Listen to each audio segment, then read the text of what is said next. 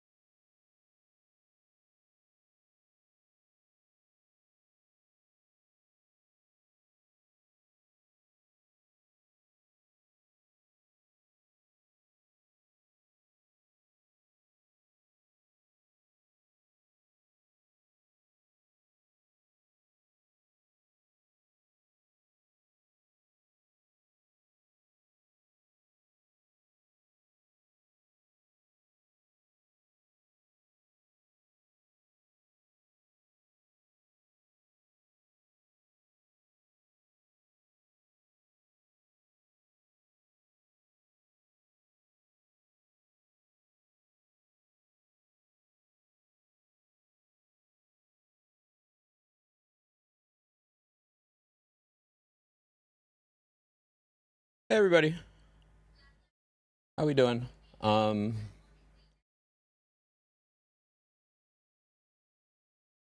My lovely wife left her phone down here on full audio and left, so we might get a little bit of Thai news in the background for a moment, but that's okay. Hey guys, good to see you. I'm running around, dude. Forgive me. I start every stream sweaty. It's becoming a tradition, I think. Welcome to another episode here at our new channel, Little High Fantasy, dude. Glad to be back. I am your sweaty host, Ultrapist, and we've got our friends already pulling up in Discord, so let's get in there. Oh, it looks like everyone is there, because I think, unfortunately... Amazon will be hearing from me. I can't hear anything. My snack today. Oh, hell yeah. Love that. Right. Hold on. Oh. Didn't turn on the That's headphones. scary for a second. Yeah, that was so scary for a second. Was it upside down and like distorted? Yeah. Hey guys. Yeah, my camera does that every time. Hey. Hey. Ooh. That looks freaking yummy, jelly. It's pretty good. Shoot, let me see. Hero. Ooh. That's what You know, because I don't play a hero. doesn't look nice, but extra chicken It or looks some beans. Beans. Beans. I had some beans. I had some beans tonight. Couple of bean boys.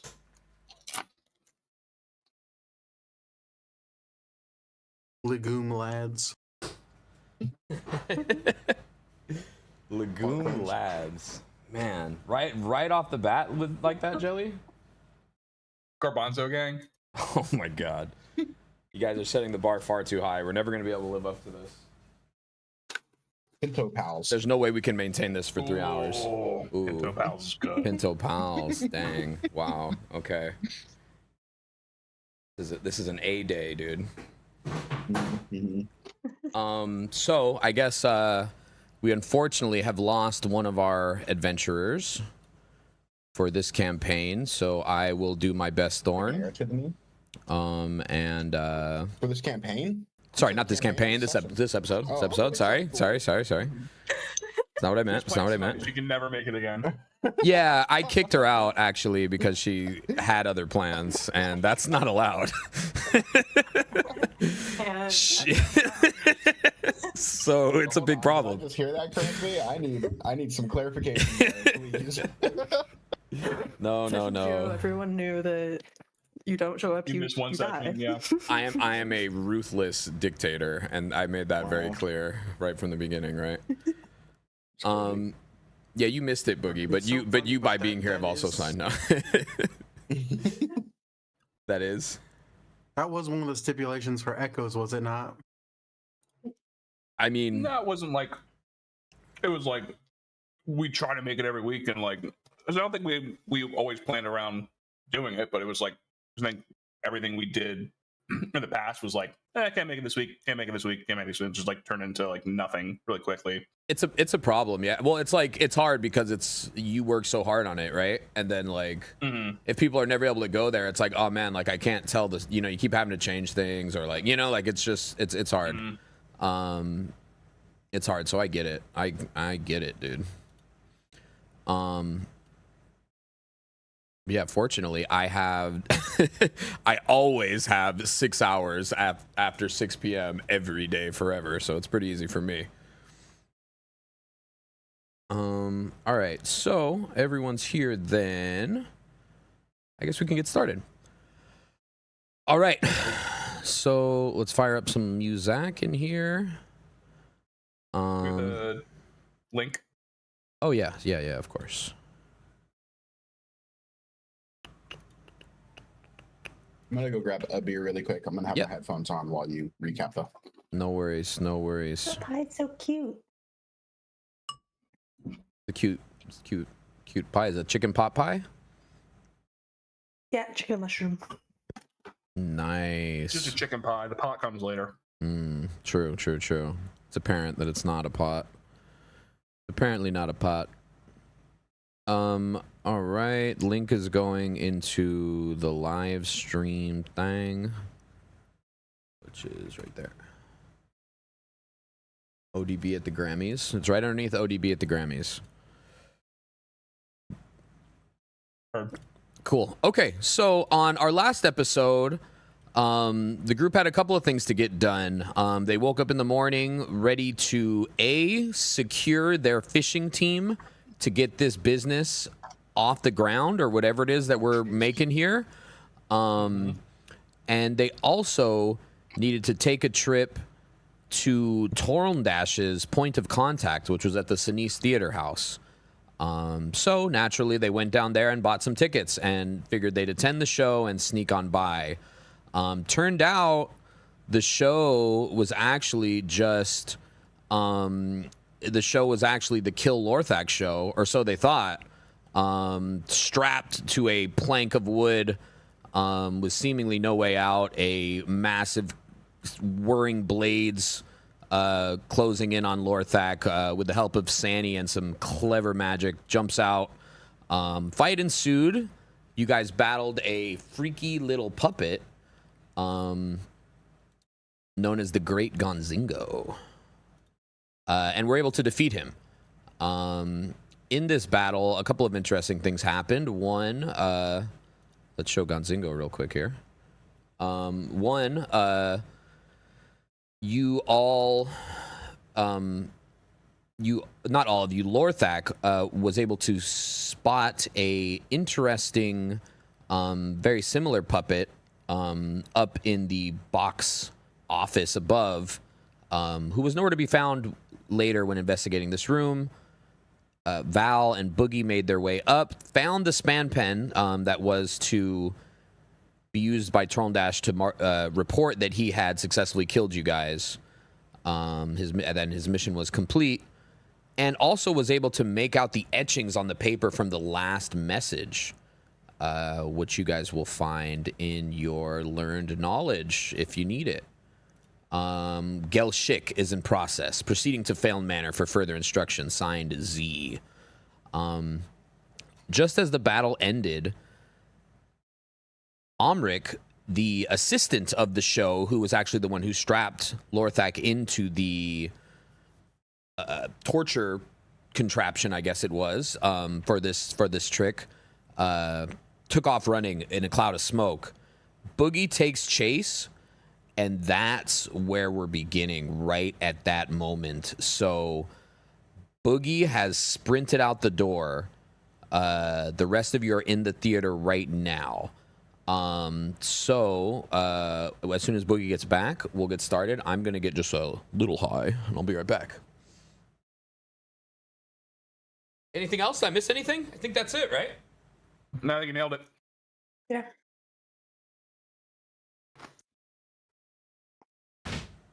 Do you think Elshik is a name? Or we Who? found this up there. And I show everyone the letter. Because we did just stop fighting, I guess. Only Book and I've seen it at this point. Excellent question. Excellent question. Can you guys hear me? Yeah. Yep. Mm-hmm. I've got new tech now, clear. so I've got the hat mic working on Discord for when I step away. I'm always here. Wow. You have to put on a It hat seems when you more step like a away. ritual. I always have a hat on, Dylan. Don't you know me? Is it a fuck ass hat? Well, I mean, it does have a horse on it. I'm Yeah. trying to improve my image, you know. I'm trying to improve It's been my rough. image. It's been rough since I got canceled for killing a horse that one time in that Mhm. one forest. So yeah, I all my clothes have horses on them now, and they're like, I love, you know, like horses, you know.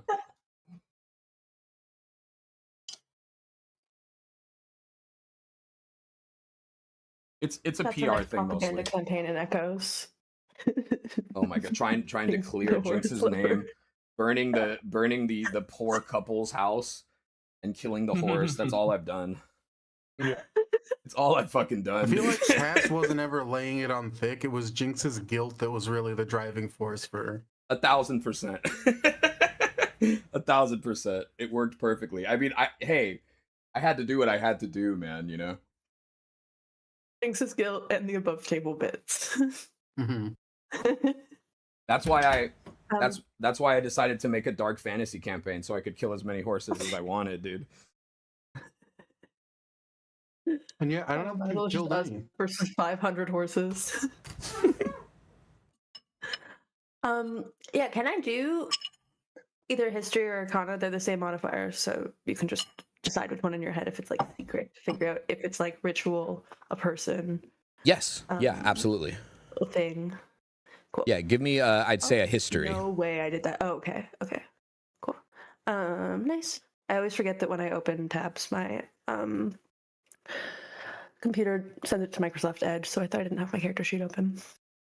Hobo went to get a beer from a 40-pack of beers, and like he grabbed the one beer, and then all 40 cans fell out, and they all popped, and they exploded and flew everywhere. And he's just trying to figure that out right now. He'll be back in just a minute, you guys. He just texted me that whole story. He said, "I'm so sorry." It's the plot of 99 Beers on the Wall. Yeah. 12. 12. You're not sure. Your gut tells you it sounds like a name, but you're not really sure. You've never you can't recall anyone you've met named Gelshik. Okay. Or Gelshik. Gilshi. Oh, music. Sorry, y'all. I'm swapping my tabs to all be on the same browser. You know, I actually thought about bringing in like a whole container of some kind of beverage to spill it all over the place on camera.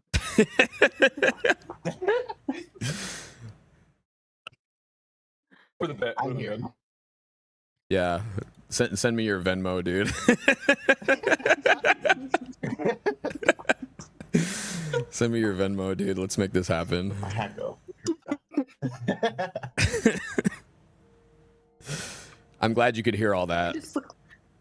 I just looked down at my phone in a group chat. One of my friends said, "Oh fuck, where'd it go?"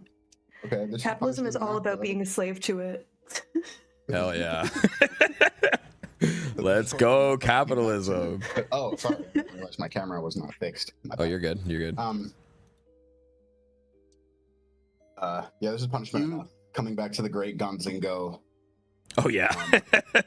Dun dun. Dun dun. All right, so we're beginning with you, Boogie. Just Yeah. reply to the group chat, just like Britney Spears said. Sorry, what? What? Oh man, my pop culture is weak. I will. Okay. The Okay. message in the group chat said, "Capitalism is just being a slave to it." Oh, just like wow, dude. Wow. Just like Britney Spears said. That's high level, Jelly. That's high level. You're firing on all cylinders today, dude. I love it. I love it. Insane. Oh my. Really? Just like Brittany said, dude. Wow. Okay. So Boogie, you found a hidden door in the hallway in the back, headed to the office, and clicked it open. You jump out the door, onto the back alley of the theater house. Mostly, a mix of dirt and sand. No stone here. A trail of blood to the right immediately. I'm assuming you're chasing, right? Yeah, Boogie is full sprint. He's huffing and puffing like a wild animal. Full sprint, street sharks. That sounded like a street sharks. And give me a roll, an acrobatics, or you tell me what are we rolling here. This is gonna be a bit of a two-parted thing. So this first roll here is very important. And is this difficult terrain? Not difficult terrain, no. Okay. But just for this whole chase, let me get a roll here. You're jumping out, and you're going to hit to the right, and then you're going to be headed basically right into town square. It's a little bit busy. As soon as you hit that corner there, people, you know the direction it's headed in because of the blood. and you think you may have made him out in the crowd. Now I need a roll to see how the chase ensues here. He's got a bit of a head start on you, so you need to... Athletics or acrobatics? Athletics is fine, yeah. Acrobatics? Okay. You could acrobatics if you'd prefer, because you are definitely zipping through the people here. You need a cut. 24. 24. Okay. I rolled a nat 1 and an 18. So I take it. I have roll advantage with strength. Roll advantage. Okay. So a 24. You see, you begin to move your way through the people deftly. You see him. You see the coat trailing. You see him further on the people. You're going to keep chasing. Now with a 24, I need one more acrobatics roll. You make it to the other end of town square, and he's turned down. He's made a right and turned down another alley headed towards the water.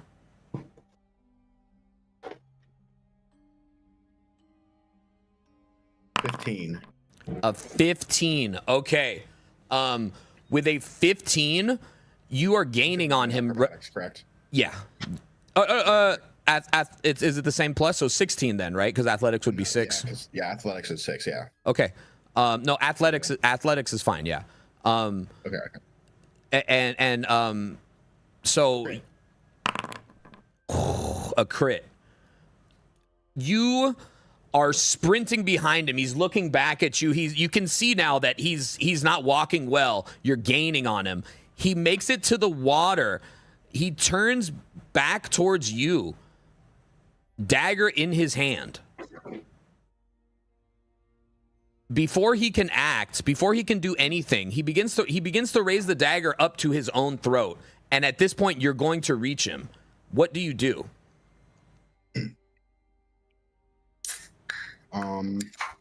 With your really good roll in the beginning and a nat 20, like you're at him. You've stopped him. You've stopped him. You're here, so you're going to be able to act here. He's raising the dagger to his throat.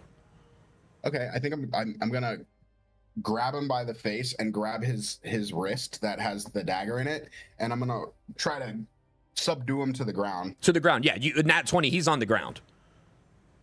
With the nat 20, he's on the ground. And I'm gonna hold him down, and I guess I'm just gonna hold him down until everybody gets here. Yeah. Is everyone else trailing behind here? I feel like we stopped to talk for like a minute, and then we were like, "Oh, wait, he's not back yet." Okay, we should. Nonchalant Val, classic nonchalant Val. She's seen it all before. I don't feel like anyone else would chase him now. I mean, I'm gonna collect Gonzingo. Yeah. Okay. Jelly. Sani grabs up a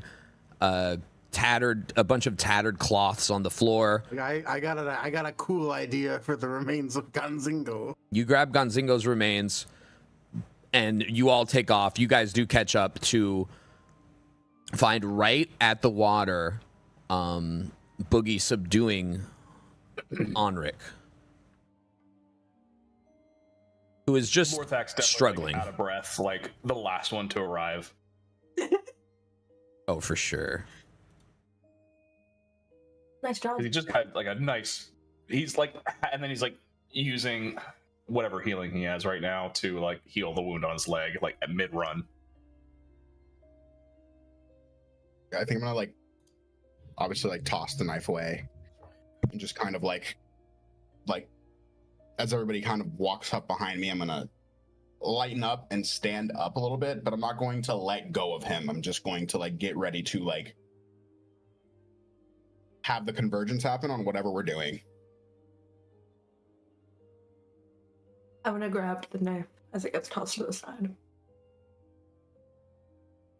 Okay, so you guys have this guy. You're in a pretty quiet alley. There's no one really around. It's later on at night. The show obviously was let out a little early, so that crowd has gone.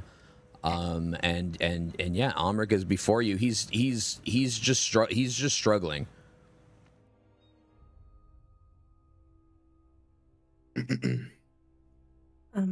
Kill me. Any questions, folks? Kill me. Going so soon? Do it. I think Boogie just is breathing really heavily. He's still super pissed, like still clearly, like I'm still raging, still pissed.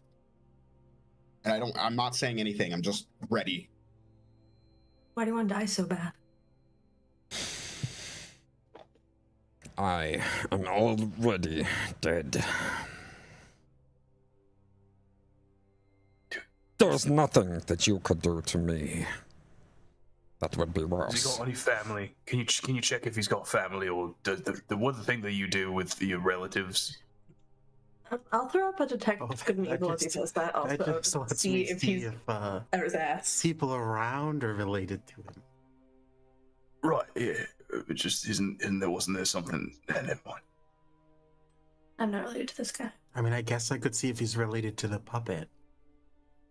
No, but it wasn't there. It's like, is he related, or we can see when he gets too tired, or if he can't get He's not a man. tired. There's one.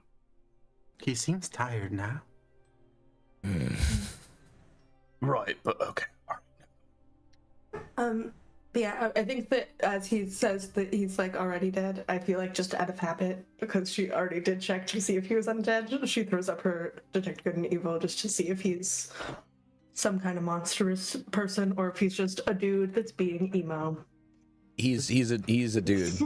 He's My Chemical Yeah, Romance. I would also, to help with this, just whip out the chalice a little bit, do a You see if he's a scan. vampire or not. Yeah, you scan. There's no vampire. There's no good and evil. Dramatic. He's just dramatic. Okay. Yeah. All Do right. you work for the Obsidian Trade Syndicate? Yeah. He does not answer.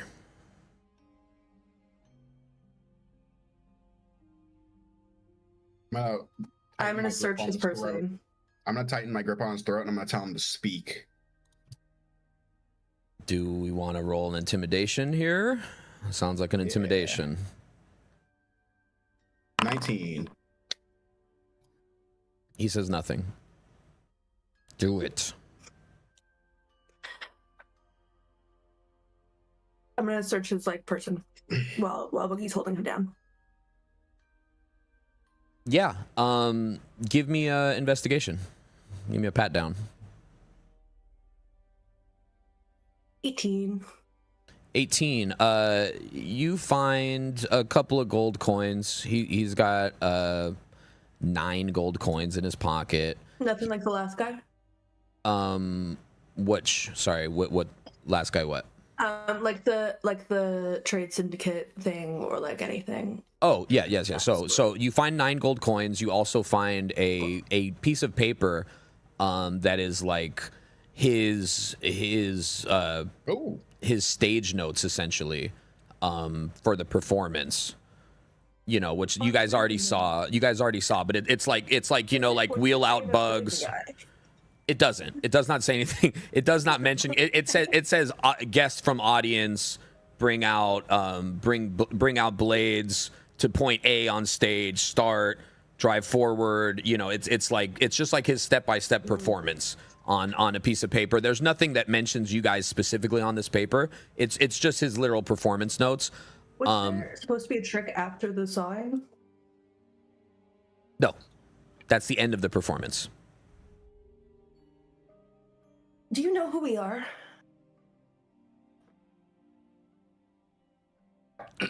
Kill me. Did his face change at all, or is it just still? Also, we can't see you pissed. I don't know if we're supposed Oh to. shoot. No, I don't. Don't see me. I'm gonna kind of. He's shy. Don't. What does it look like again, Val? Whenever you cast, like would I know that you cast that? Detect good and evil, or Yes. probably yeah. I think that's her only magic thing. So I think it's just Okay. like all of her tattoos get really bright, and then it's kind of like her eyes dots over for a second, and then she's like, Okay, yeah, no. I think that I'm going to like look over at you and try to get a feel for. I'm gonna be like, so is he? Just a guy. Lorthak, do you have do you want to take this interrogation? Or you want me to? Lord, you see Lorthak, and I'm just like, still like casting some healing and was like, I'm all right. It just right, big dick. Oh, here. I will sort of move my hand over Lorthak and the blood that's dripping. No, I from already it. used. That's, I already used my healing. So don't. Are you full? Yes, I'm full. I rolled it. I rolled a 21 on my cure wounds. While this exchange is happening, I'm gonna look at this guy that I have pinned down, and I'm gonna say, "You'll tell us what we want to know, or I'll leave you here for them to turn you."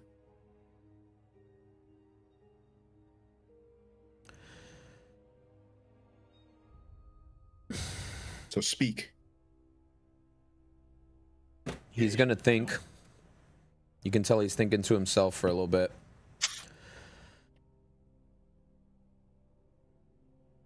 There is nothing that I have to tell you. I am dead. I'm not a vampire. And he looks at Val. And I'm not a beast. I have failed. And so I will pay. Did you fail by not killing us?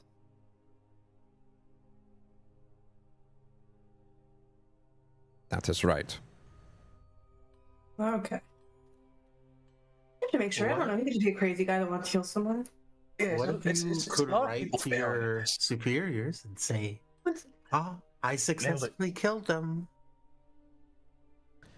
That is the most idiotic idea I have ever heard.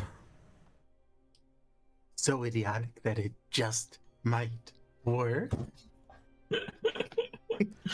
Great reference. I just imagine you getting like bending down, like with getting like closer and closer like, to his face, like this close. like full like owl 90-degree turn of the head. No.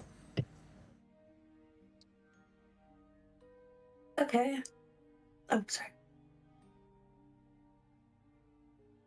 What's Gilshik?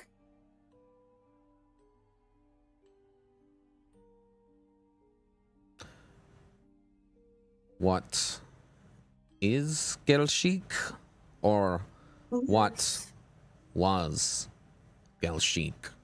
No. Now you're mixing messages. No, you're not actually dead. Well, okay. Well, maybe. It's in the message said it was in process, which implies currently a thing that is around. And you No? said you didn't have anything to tell us. You should not know that name. Oh, but we do. So now what?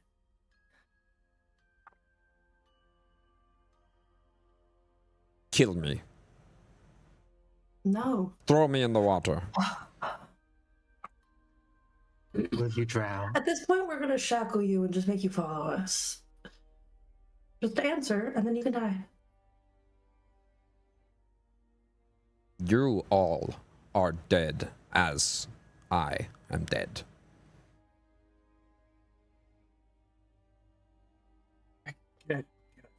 Just he's getting annoying. I just kind of want to, So you know? Do you Yeah, know? I'm Gil, getting- you know of Gilshik? I'm kind of tired. I'm gonna. Yeah, Lorthak's just gonna take him, just like Lorthak, yeah. just like scruff him and just. A trade-off. Moral dash? Slimy. I could barely hold on to him. The citizen's arrest handing it off to the police officer. And he's so like. Okay, in the transfer he does try to make a meager attempt between the two of you. There's not even a roll required here, but he does try to make his way into the water. Does completely unable. He's not the strongest guy, and it's very apparent with you guys holding him down. Do you know Torlndash? He's an idiot. I hate Torndash. Tell us more. But Tell us what we want to know, or we'll make you hang out with Dash. You can be roommates. Oh God! Give me a persuasion roll with advantage.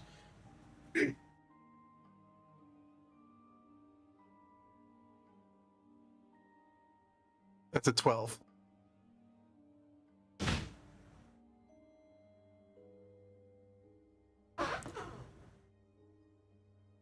Why would you have turn dash?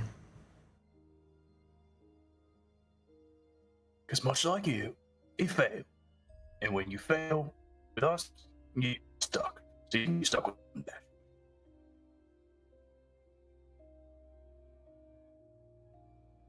And you just keep us? No, it depends. Would you prefer death? Yeah, do you want to be our pet or theirs? Yep. The syndicate does not lose. They've been losing all week. It is a matter of time. Simply time. You know that we made your like big head guy run for his life? What was his name again, Lord? That your old boss? Can't That was a even Loser. different guy. That was a different guy. Your old Yeah. loser. Can't even remember. Oh. True. They all suck. Kinda.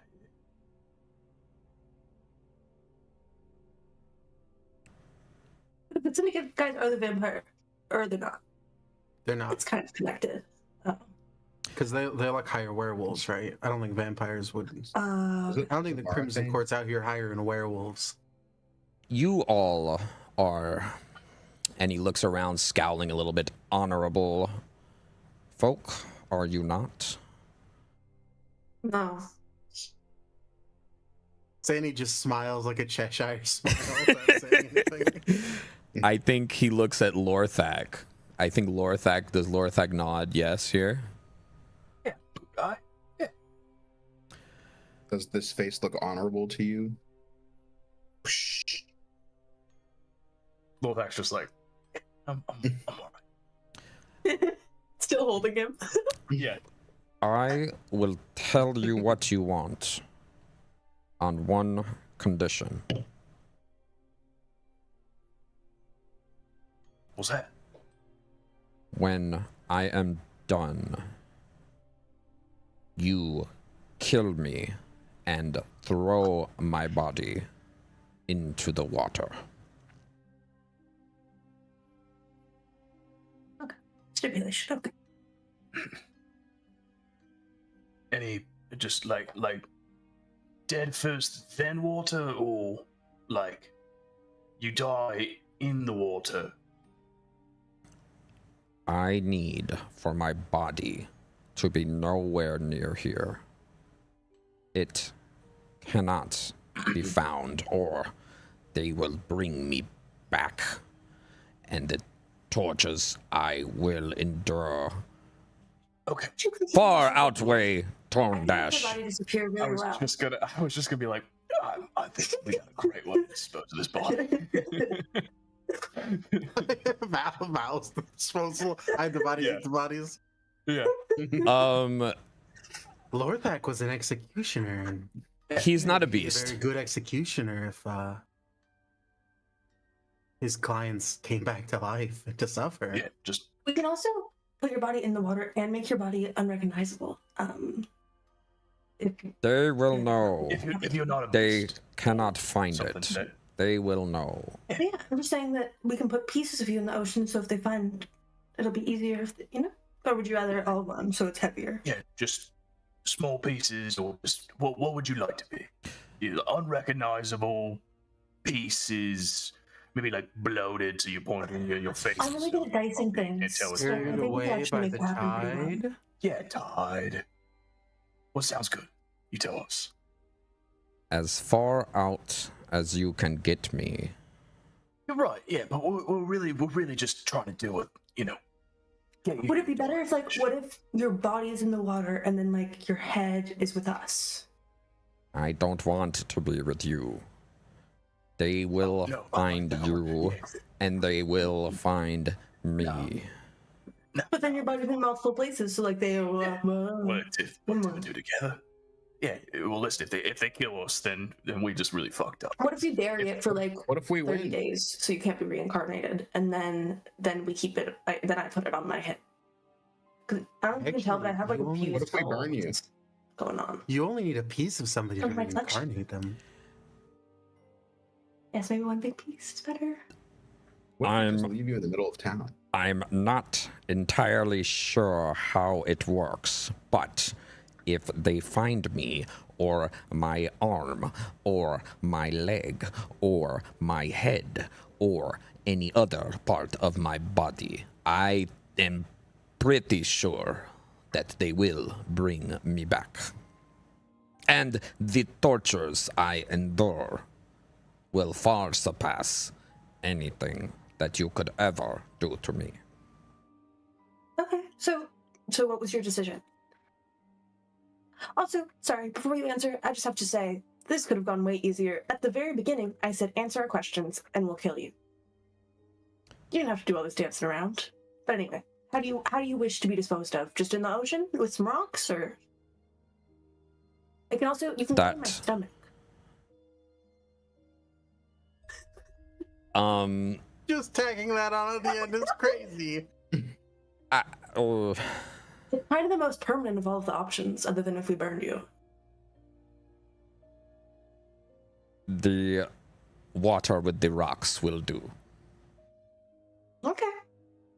Give me options. Got it. We can make Okay. the water take you far, far away. Yes, Tell us please. what you want to know. What do you want to know? Do we have a deal? Yes. And I have your world. And he looks at you, Lorthak. Yeah, just tell us what we need. Chop. Also, Water. I do think we're honorable people now that I know what you meant. I thought that you were more meaning, like, are we so honorable that you were going to start manipulating us? And if that was the question, the answer would be I take comfort in you clarifying this. thought you would. Okay, so who is Gelshik? Gelshik Or what was, I guess. is what your friend holds between his tree-like hands. Oh, Okay. the cup. No. Gonzingo is Oh. Gelshik. I hold up the puppet's head. Yeah. Okay. Okay. A stage. Are you supposed to be going to the manor? I was going through the water. Here. I meant if you were successful. I simply work To the manor? with Gelshik and Zant exclusively. I am bound to them. The manor So has no business for me. wait. So if you're bound to Gaushik / Bazinga, By duty. right? So he's dead now. That's why he has to die, no? So you have to like it happens, or like it's like a contract you signed, or like how's this all work? I was a businessman in Malkovia many, many years ago. I fell into debt with the Obsidian Trade Syndicate. Forced into their employment, I eventually was taken exclusively for the great Gonzingo, as well as Zant.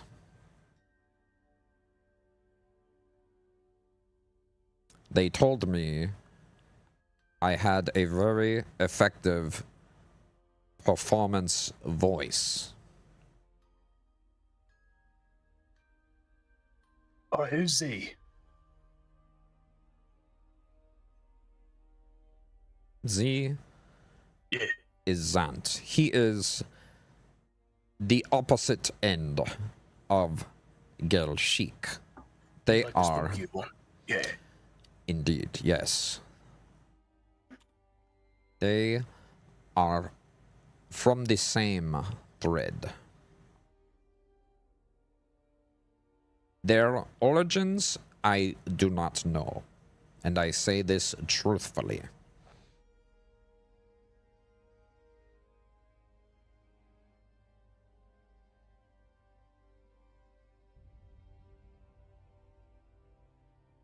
So we just see. Okay, so Gelshik is dead, but Zant is not dead.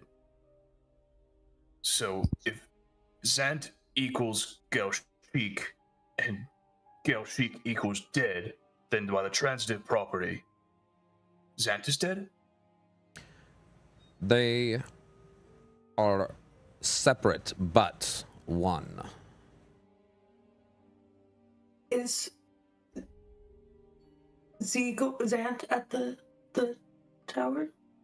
The minute now, I guess? I do not rightfully know, although it is a fair assumption. I guess I'm so stupid. I just clocked who Zant was. What is this? Does Lothak mention seeing? Oh yeah. It's like, oh yeah, saw that guy. Yeah, he was in like a mirror or something. He was not. He was there, but he was not there. But he was spooky looking. Oh, He's okay, spooky. well, Then Zant knows that they failed, I guess.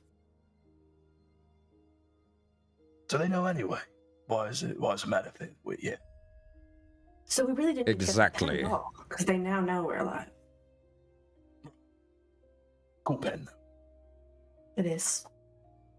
They never let me use it For what?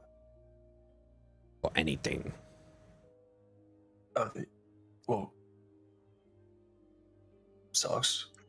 Sorry. Would you Dolls the like house. to? Write a letter to your mom. Tell them, oh, I fucked up. Gone to debt. Oh no. Oh no!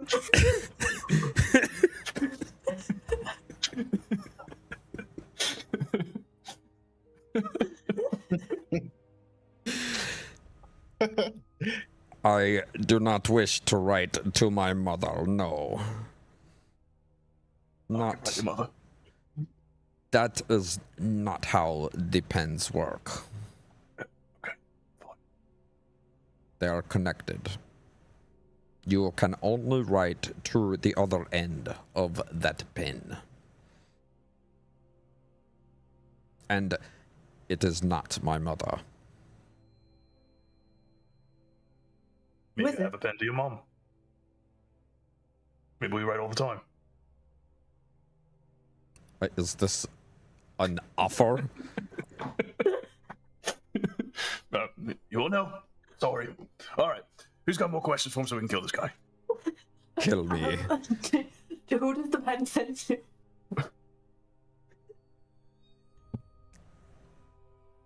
That pen would transmit through the Obsidian Trade Syndicate Central, whereby all the messages will flow outward to the farthest reaches of Astoria.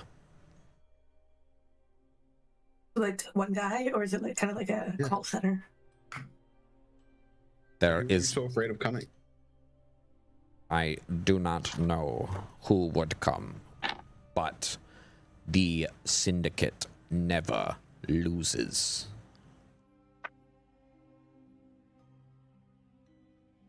They do. They did that. Is it like a head? It We've is. lost a couple times. And It which one is. the vampire? It is a game of attrition. Soon, your energy will deplete, and they will not stop.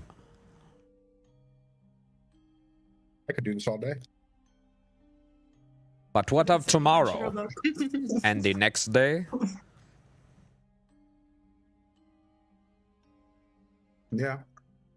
Probably. I could do this for- Eventually, the return on investment won't be worth the cost.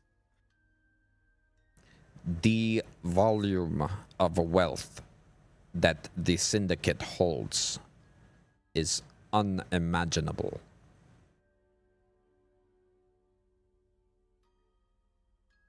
About the Dave question. Mhm. Do we think that the vampire? It's like the going theory that like the vampire hired the trade syndicate, or like someone there wants us dead separate. Like, do we know why specifically the trade syndicate is after us if they're not inherently vampire connected? Other than Yeah. this guy having to just look it. Do you want to give me a roll on this, and we can kind of see like what Val would think about it? Absolutely.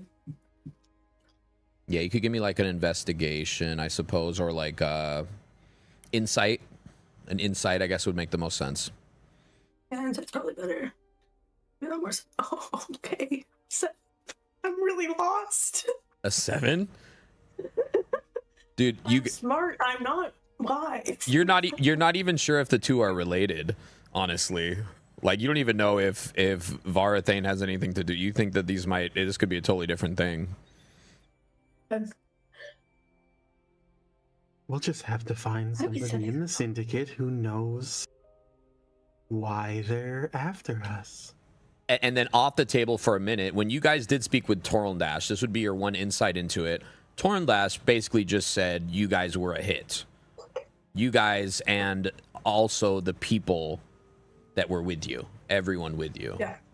So it was a job, and knowing that it is a, business, it could be assumed, right? Obviously, Someone. you don't know the answer I because I rolled sprint off shit, towards so- the people we left in town.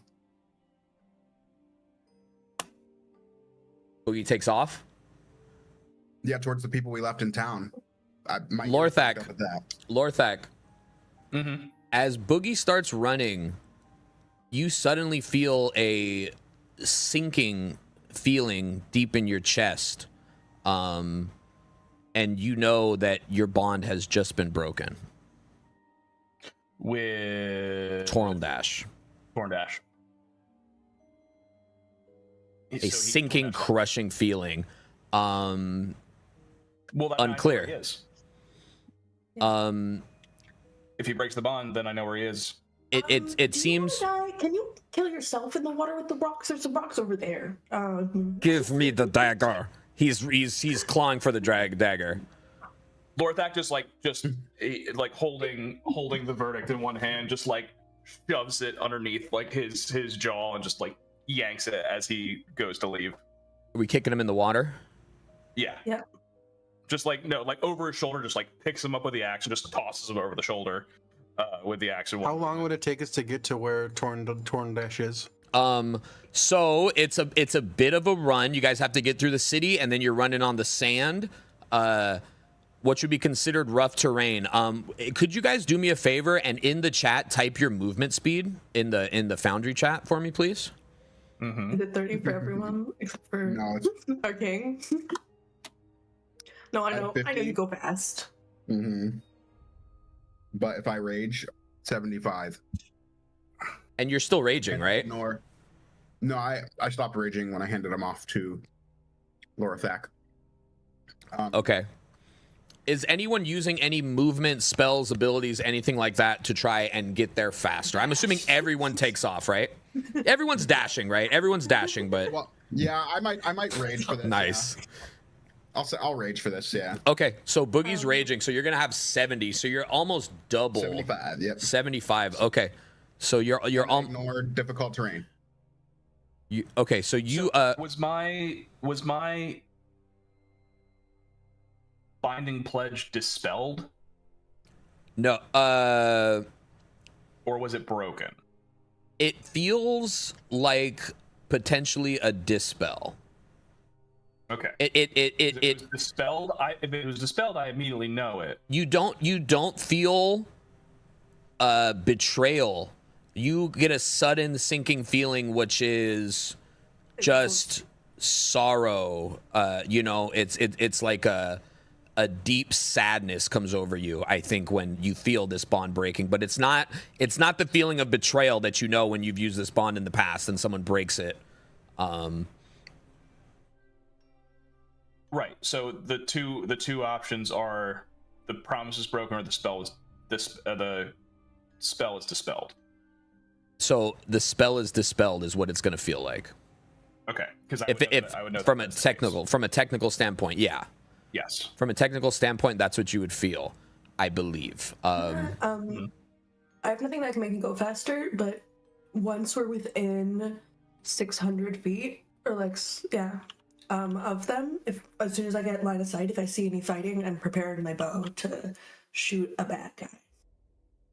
If anyone is hurting, especially the children and our Grimhollow cook. Okay. Now let's see. We've got Hobo 75, Jelly with 40, and then Ty and Dylan with 30. And then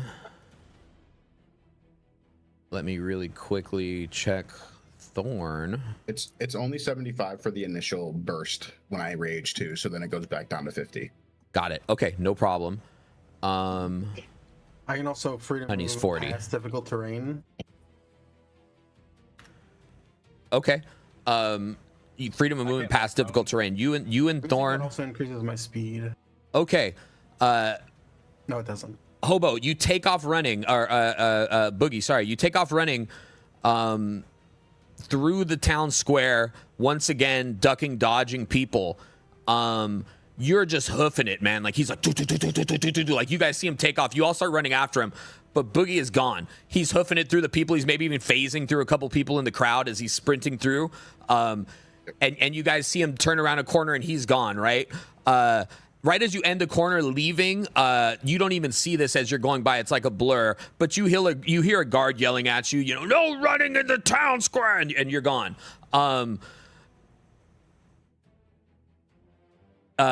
Behind you is going to be Thorn and Sani.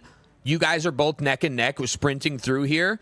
And again, passing the same guard again. But just sprinting by. You guys are all hoofing it so hard, but there is this guard here. No running in the. He's now getting in the road, and he's trying to when you guys are going by, he's trying to stop you, but you both just kind of zip around him. And finally, Lorthak just, as well as I want to say this, it's a more casual kind of stroll. Like she's just kind of jogging beside Lorthak, is Val.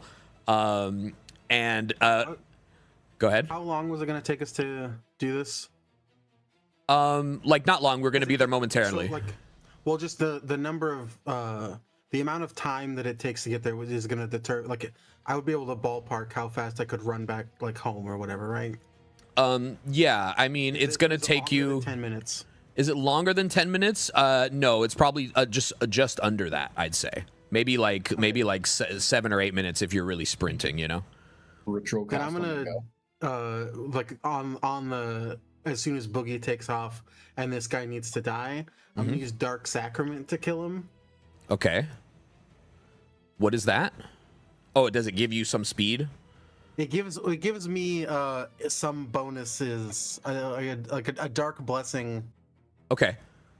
Yeah. So okay. I can either have advantage on all saving throws. I can have a size increase 1 category and temporary hit points. Or I can have my proficiency bonus increased by 2. I think I'm gonna go size increase. So Sani's also just gonna become a large. He's gonna just be a really big guy. Kind of like when Groot grows in Guardians of the Galaxy, he gets taller or whatever. Yeah. And there's just more mass of branches and stuff sort of coming off of him. You How much health did that guy have? how much health did he had left? He had about 20 HP.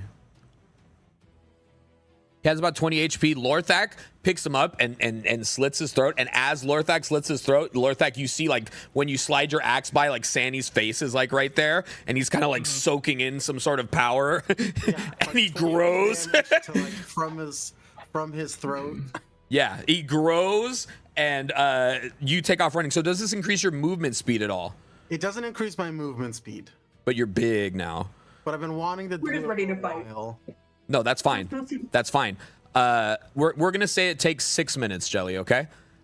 So 6 minutes of your spell will be used upon whatever happens here. So you guys all take off running. Now, finally, Ty and Val, you guys come moving up to this guard. There's now 2 guards here, and they're trying to block the way. They're trying to set up like cones, and they're yelling at you guys. What do you do? I go past them. You're just gonna run past and ignore. Yeah. Okay. We're gonna run. Lorthak, knowing that he's like clearly not going to be helpful and catch anybody, Lorthak's just gonna go there. What's this all then? You know, what's going on? What? No running in the town square. Who are these people? Oh, I'm sorry. And Lorthak's just gonna he's just gonna like kind of let everyone else run and Yeah. just kind of like go. Lorthak gets held back by the guard, calms him down a little bit for a moment. Yeah. Listen. It's just a joke. Just having a joke. A joke. I could lose my job. And he's placing cones. We're closing the whole road down. And he's Lorthak's just gonna kick one of the cones over and just go. just take off running again. Yeah. It's just yeah. Star. He's grabbing the cone and he's turning around and he's just losing it. Hook like 5 of the cones with the verdict and just like kind of top them over and be like, fucking cones. This guard is Did you irate. also toss the guy's body in the water. He did. Yeah, that all happened at once. Yeah, so like as he slid it, we retcon a little bit. Yeah, as he slid it, Jelly, you're right there and you're like, yes, and you suck all the you gain some sort of essence from him and you grow and Lorthak's like pushing him into the water and then he turns around and you're like twice the size and he's like, what the fuck? And then you take off, you know? Okay. Let's change scenes here. Boogie, you arrive back. You run up through the beach, sprinting up on the sand. There's still a few like, you know, scragglers out on the beach, picking up their things, heading out. And you make it back to your people. Now, let me put you on here. Players, Boogie. Okay, there you are. Now, Boogie took off running before Lorthak's pledge was broken. So you right now are just here checking on people. The first thing you see is that there are some sort of give me a perception as you roll up here. Am I supposed to see game paused? Oh, sorry. 23. A 23. So, that's a good roll. Great roll. You run up immediately. Something's happening. You hear noise and commotion coming from within the huts. You see in the water there's a shape of some sort kind of walking up the tides towards the beach. There actually are multiple. But there's also commotion in the homes as well. What action do you want to take here? And this house here is Ixander and Lorthak. That's where they slept, right? This one here is where the rest of you all stayed. This one right here. This one, okay. That's Ixander. That's where he was left. This hut in the back here is where the rest of the party stayed. This hut here. With the children? Well, the children were with the warden in this hut here. Okay.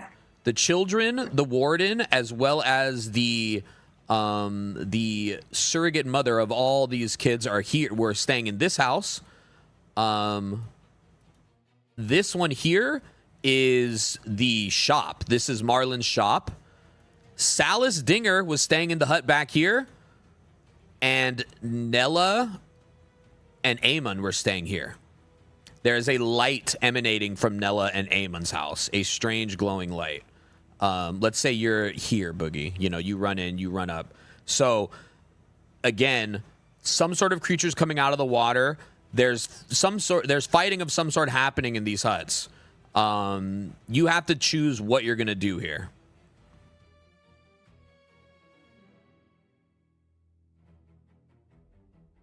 Think about it for a second. Mm-hmm. No, please take your time. I'm so excited for this. I'm excited, but I'm scared.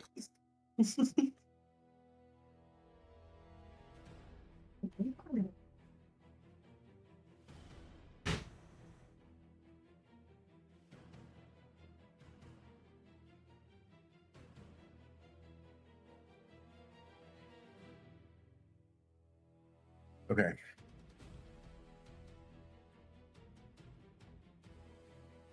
Yeah, I'm with you. I am going to save the children first. Okay. Boogie, you're going to make a beeline for the house with the children. You Yep. bust in the door. Immediately what you see is the warden holding her longsword out with one hand.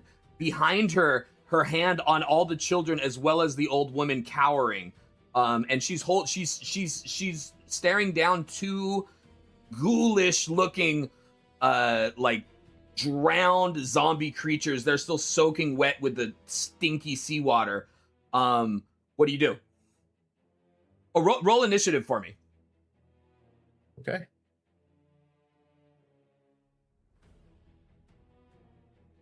I'm so excited that they sent them dead. We're entering into a weird 23. quasi-combat. 23. What do you do? This is a weird I'm gonna quasi-combat, call- so work with me here, guys. We're going to figure this out. I'm trying something. I'm going to say, on your left, and I'm going to kind of like jump past her, and I'm going to try and tackle this thing as hard as... How solid does the hut seem like? Does it seem like I could tackle one out of the room? Like Oh, through the yeah. wall? Oh, yeah. Okay, Oh, yeah. I'm I gonna think so. spin through the hut, yeah. Give me a strength. Just a straight strength check? Or... You can athletics. Oh, that was awful. What we get? I rolled a nat 1 and a 2. Really? Oh, wait. Oh, I don't have inspiration. Yeah, I rolled a nat 1 and a 2. Yep. Okay. These Mate. things seem lifeless. They don't even pay you any attention. They're just progressing towards the warden, who's trying to keep them back with the sword. You tackle one on the left or on the right. I'm assuming, right? You say on the left and you tackle right, or Yes. You call on the left and tackle right. You grab the guy and slam him into the wall. It doesn't break. You hit one of the more supporting structures of the hut. It doesn't break. You slam him up against the wall. You're gonna take 4 points of damage. He claws you a little bit as you kind of push him. Okay. I'm gonna use added attack to try and force him through the wall. Yeah, go ahead, roll it again. That's way better. 24. 24. You push him through the wall. You kind of wedge your shoulder up against him and kind of feel where it's gonna crack, and you just go. The entire portion of this wall falls out. And you tumble out of the hut with him. As you're tumbling out of the hut, you do hear a sing. The warden is going to attack the one on the left at the same time as you, and is going to, you don't see. You fall out of the hut. Now you are outside the hut with this thing. Because your speed is such, I'm going to have you make one more decision here. Before the next person can arrive. Oh, okay. So now you've got this guy here. Are we killing him? Are we getting up? Are we trying to run somewhere else? And now falling out the back of this cabin, you hear screaming From Salus's, you could. It seems like you're fully under attack. So you would be now back here. Okay. Just wanted to make sure I understood where I'm. Okay. You hear wood smacking wood from Marlin's. Action seems to be everywhere. What's the call here? Can I see what, like, how it ended up, like, when I stand up? Like, can I see if the warden is okay? Like, did she handle? Yes. What she's doing? You look back behind you into the hut, and the warden is actively fighting. Okay. I'm gonna take this thing and drag it into the road for these guys to take. Yeah. And then I'm gonna run back towards the hut with the rest of my movement. He tries to strike at you. He rolls an 8. He misses. You're back in the hut. The warden's here. She's hit the guy a couple times. You're gonna flank him. Yeah, give me an attack roll. Yep.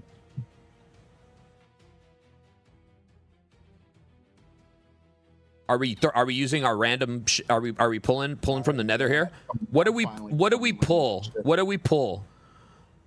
I'm gonna say we pull. I don't know, a coconut. A big coconut, an exceptionally large, full coconut. And are we chucking? We're chucking it. Okay, give me an attack roll.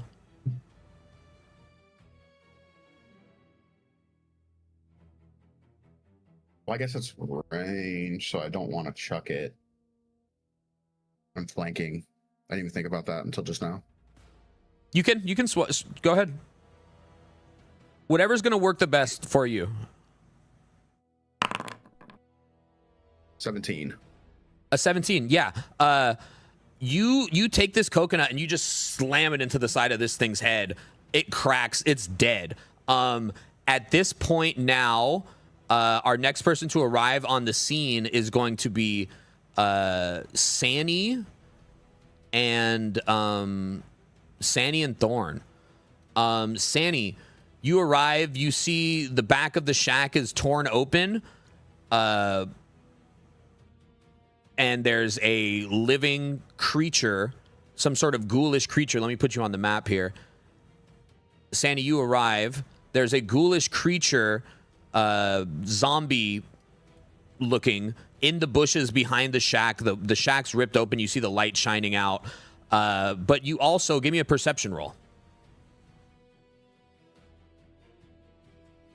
Measuring the man with a one-track mind.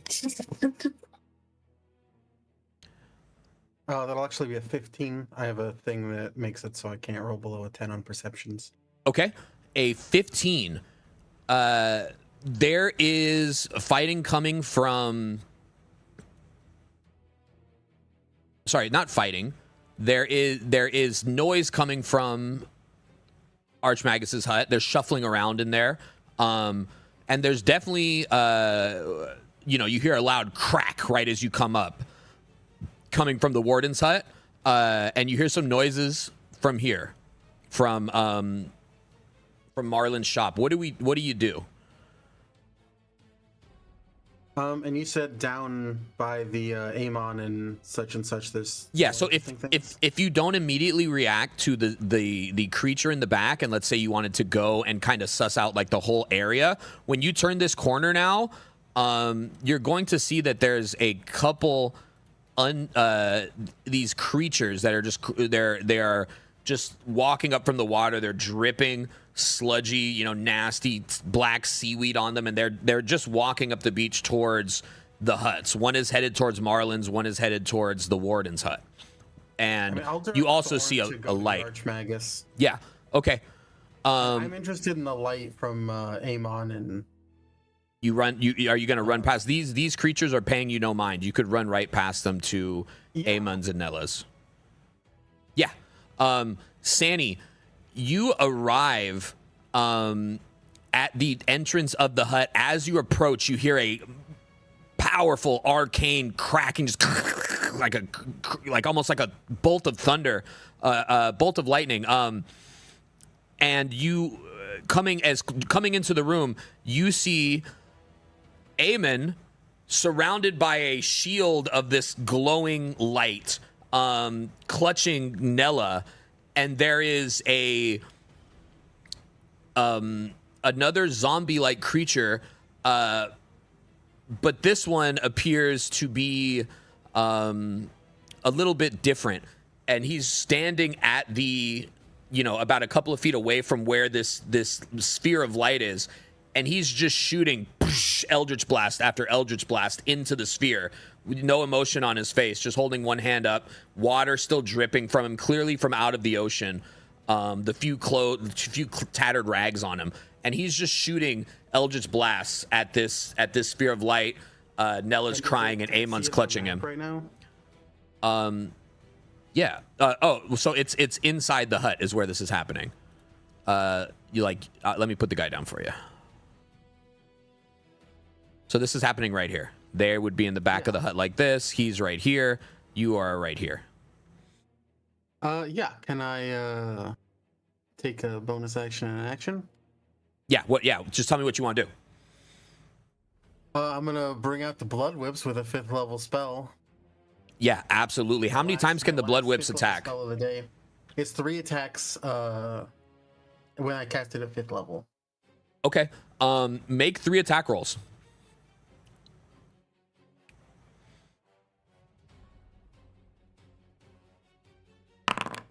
First one's a 13. Okay. Second one's a 15. Uh-oh. Okay. Third one's a 19. These don't... I'm not flanking with the shield. This would have advantage on these, right? Let's roll all of them with advantage. Okay, so count the first 3 and then roll 3 more, like match up 1-1. You know what I mean? Yeah. So Yeah. the first one to hit would be a 15. Is that a hit or a miss?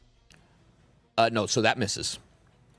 Okay, second one at advantage would be a 26. Yeah, a 16 is what you need. Okay, and the third one is a 21. Okay, so 2 hits.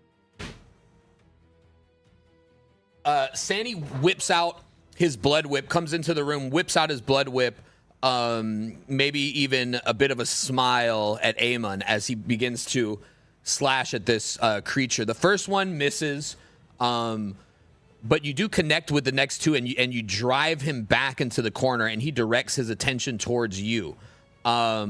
Now, give me an initiative.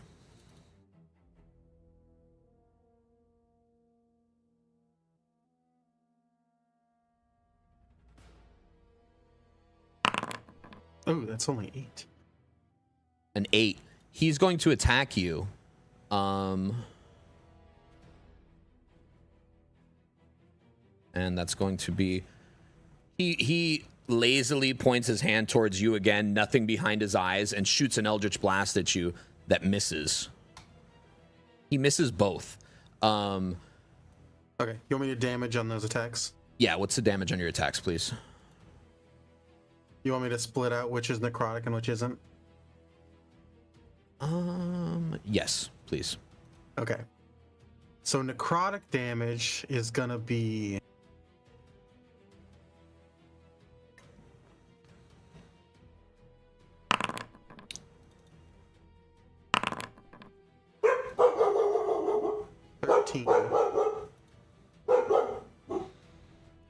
$13, okay. Non-necrotic damage, it's gonna be 18.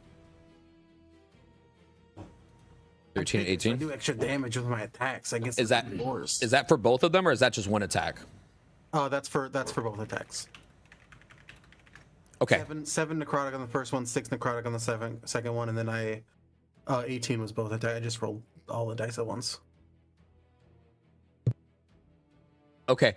He takes the damage, and he is going to turn and try to Eldritch Blast you twice. We're going to cut to Thorn, who jumps in to Ixander's hut. Inside, she doesn't find Ixander. Thorn jumps in the room. There is another one of these creatures, and he's just clawing at the bed, just ripping it up and tearing it. Thorn's going to go up behind him and make an attack.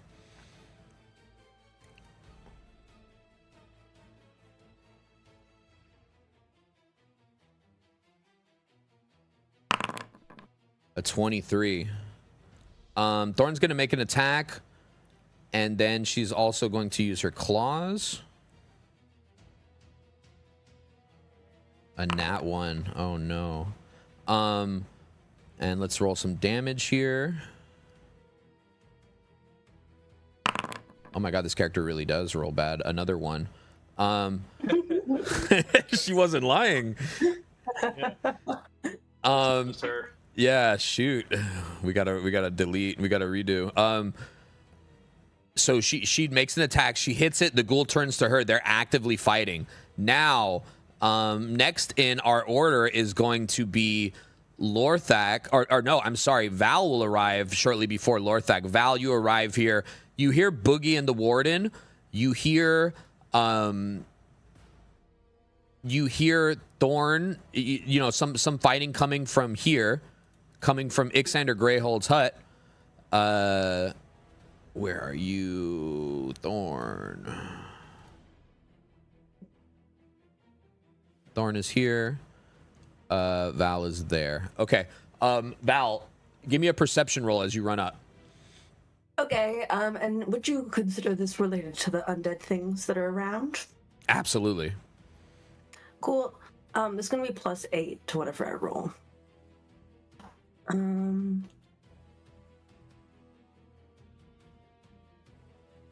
Whoa, why did it not add my additive? Okay. 13 on the dice +8 +5. So it's a 25. Yeah. Just so good at mental math.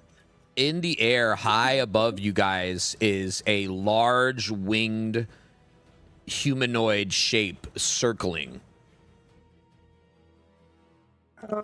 You also see, but it's high. It's high up. Like it's out. It's. I'm not sure what your range is, but we're looking like 100 feet or so. 600-foot range, babe. 600 feet. Insane. Yeah, I okay. don't get a disadvantage from doing long range attacks. So also, without long range, it's 150. So here's what you see. This is a very good perception roll, so I want to give you as much information as possible. You see that there's fighting happening actively right now, seemingly everywhere. It seems like every single hut is popping off right now. There's also this creature flying overhead. What action do you take? And also, if you want, like, you know, from this angle, you could be from this angle, right? Like, to like get a more fair assessment. You don't need to like let the map like deter you from what you could see, you know? So you need to make a decision as far as where do you go? I'm gonna sort of position myself, if I can, like in the middle kind of the huts and the things, the creepy things. Maybe that's too far for me to have gone. So maybe I'm like more like here. I don't know. But I'm kind of in the middle so I can have eyes on all the huts is what I want to do. And then bonus action, consume my second portion of the undead we had from before. So I consumed one during the last fight. One now. So I have resistance to bludgeoning, piercing, and slashing damage. Okay. And then I'm gonna hit the thing up top, I think, with my bow. The thing that's circling.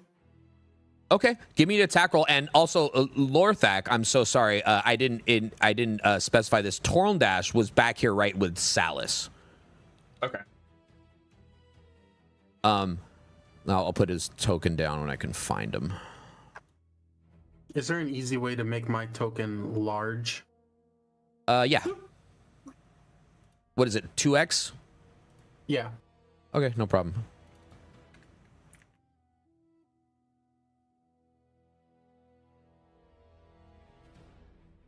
And also, yeah, my other question was going to be, is this a undead or monstrosity or fiend thing, just so I know for my rule stuff? Yes, it is a fiend.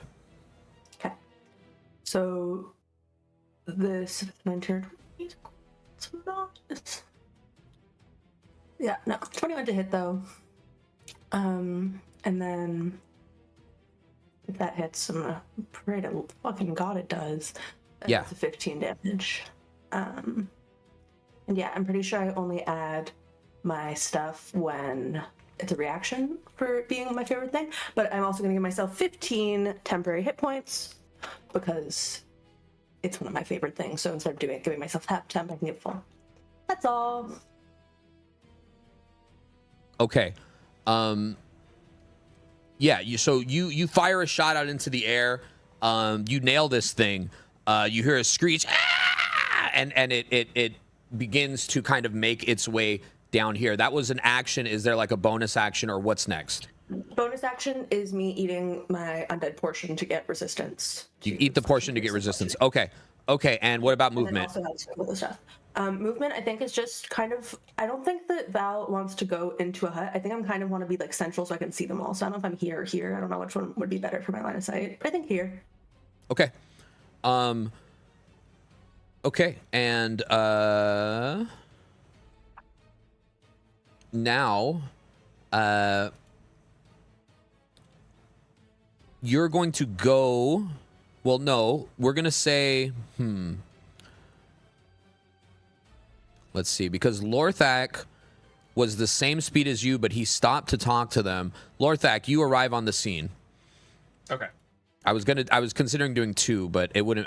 It wouldn't be a whole another round before you arrive. So, Lorthak, after fucking with the guard a little bit, you just take off. He initially tries to follow you. You turn back. You give him a look. He realizes that this is not the fight for him, and you continue on your way. He goes back to his cones. You arrive. Give me a perception.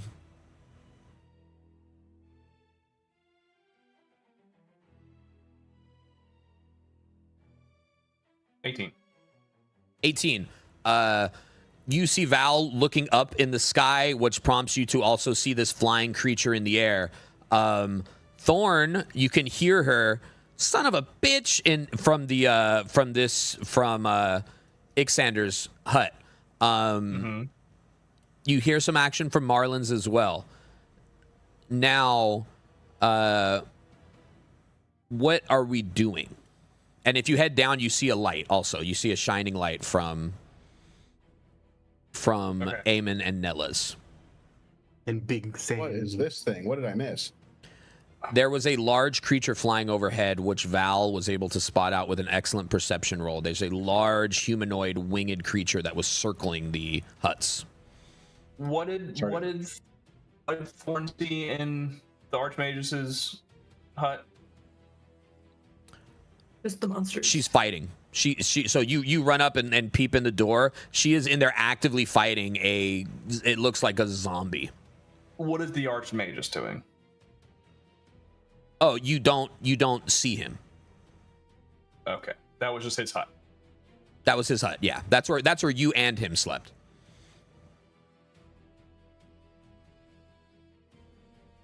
I don't see him at all in there right now. No. I put it there. I put his token there. I'm sorry. I'll hide it. I put his token there to like name the hut. You know what I mean? Like that's his hut. Right. He's not in there. You don't see him. Is he anywhere around with my 18 perception? No. Not from outside. You want to go in and like search the room? No. Is the barrel of mush still there? There's a barrel in the room. Okay. All right. So he didn't go willing on his own unwilling if he left the barrel there.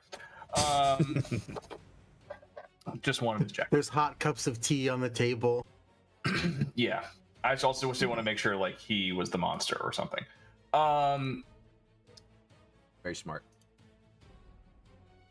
Okay, well I guess I can only make it to here.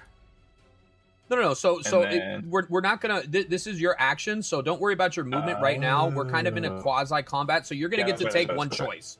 You can go to anywhere you want. Okay. You can save your family or lose half your hit points. Yeah. Right. It's one of those. No, I'm just gonna beeline it to where I know Torndash was and see what the fuck he's doing. Because what?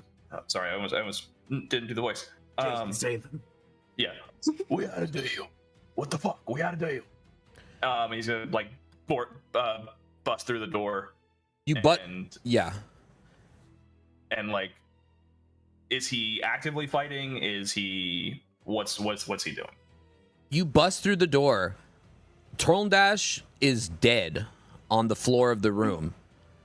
His tongue is nailed to one of the main posts of the hut. What is Salad doing? You don't see Salus. Okay. So he's gonna go. Stockpot. See any stock pots? See any barrels? Oh, you guys know me so well. Yeah. So it just sees that, just goes, oh fuck, and it's gonna run back out. Mm-hmm. So you just see like he checks in the one. runs back. We had a fucking deal. Yeah. I almost like the voice almost just turned to like, what the fuck, bro? Yeah. But obviously not yet. He's gonna come over and just like in anger of just being like, just seeing that kind of lead fall, just runs in and just lops at this undead with the verdict. Lorthak comes running, charging at this undead creature. Give me an attack roll. The 24. Yeah, you hit and give me damage. 18. 18. Yeah. Now, is it one attack? He attacks twice. Yeah. Yes. Okay. Give me one more attack roll.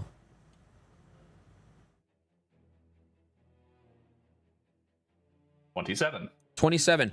You rush at this thing. You cleave it maybe in the torso region, and you come back around and you chop its head off. It's dead.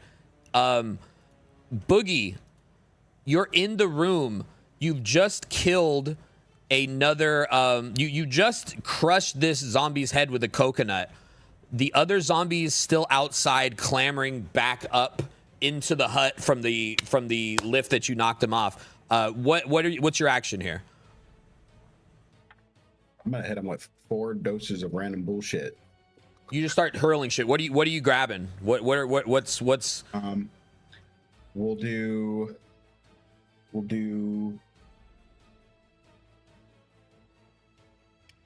the zombie's head that Lorthak just chopped off. We'll do in the air, the head disappears in front of you, Lorthak. As you chop it off, the head just goes zoom. You see like a purple light, and you're like, oh, that's Boogie.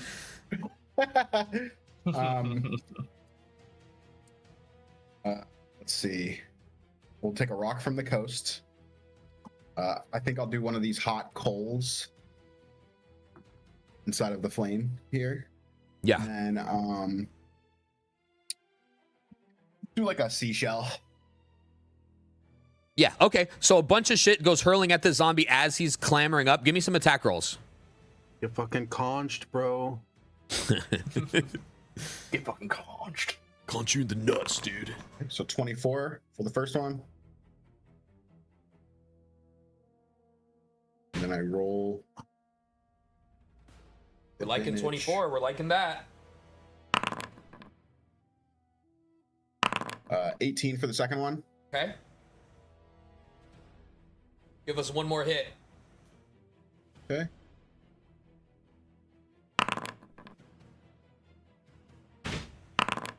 $26 for the third one. And then my last one. Vex is so crazy. 13 for the last one. Okay, you throw 4 things at him. Everything connects except the conch. You're able to kill this thing.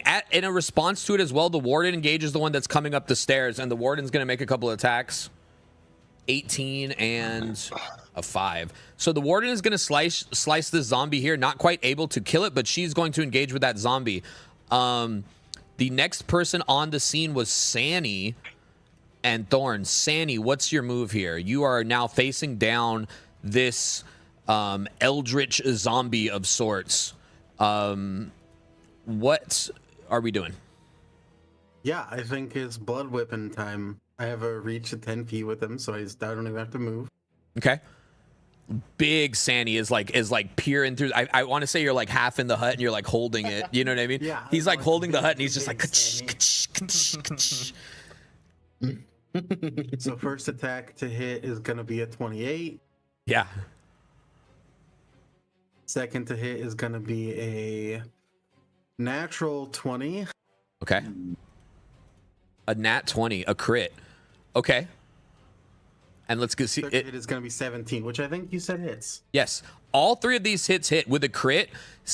Big Sandy, arm over the hut like Clifford the Big Red Dog looking through the window, and he's dish, dish. and with a really strong third slash, you put this thing down. It seems to be lifeless again, which it seems like it was at some point prior to this as well. It seems like not for the first time. Like either of these two in the hut are hurt. No, it does not. And they're like Amon is just holding her, and he has a spell active protecting Does them. it look like the warden is hurt? The warden is fighting actively, so the warden is no. Gonna get 10 temp HP as this thing dies. Yeah, okay. Blood crawls across the sand, not picking up any sand. Splitting in half to go around Lorthak's feet as it travels to the warden. And she'll gain 10 temp. Going to him and he just dodges out of the way. Yeah. He runs. Lorthak takes off running. and then realizes it's not for him. And yeah. Okay. She should feel a little more empowered and confident in this. Indeed. What else would you like to do here? How high up is the flying thing? He's now about, he was 100 feet. Maybe he's now about 80 feet or so. After being shot, he kind of falls a bit, and he's continuing to circle. Which of these buildings is the tallest? Which of these buildings is the tallest? That would be Marlin's house. Okay, can I 40 feet of movement? Climbing is probably difficult. Actually, no, I think I have a climb. No, I don't have a climb speed. Well, with you being double the size, with you being double size, you can climb on the yes. Get up there, champ. Big Sandy. Yeah, so he's circling around, but yeah, he's about 80 feet away from you. You've already made your attack, so I'm assuming you just want to climb up there and be able to hit him. Yeah, okay. But if he's within, you hear a screech. You hear a screech overhead. Now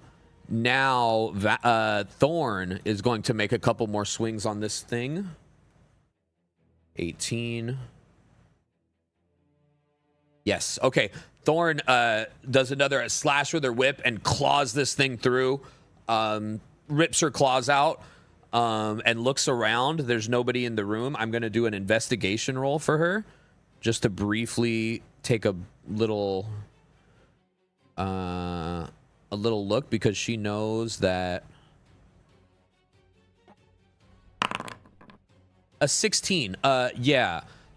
She knocks on the main mead barrel and hears a and knows that Ixander is hiding in the maid mead. She's going to make her way out of here. Once she realizes he's in there, she doesn't even open it. She just takes off. And she's going to meet up with Val here at the center and end her turn here. Now, do we not have a token on the board? Did I forget to put someone's token down? Thorn, Val, Sandy, Lorthak. Where's Boogie? Oh, he's right there. Okay. So now, I think Lorthak is up again. Yeah, I didn't skip anyone, did I? Yeah. Oh, Val. I'm sorry. Yeah, Val.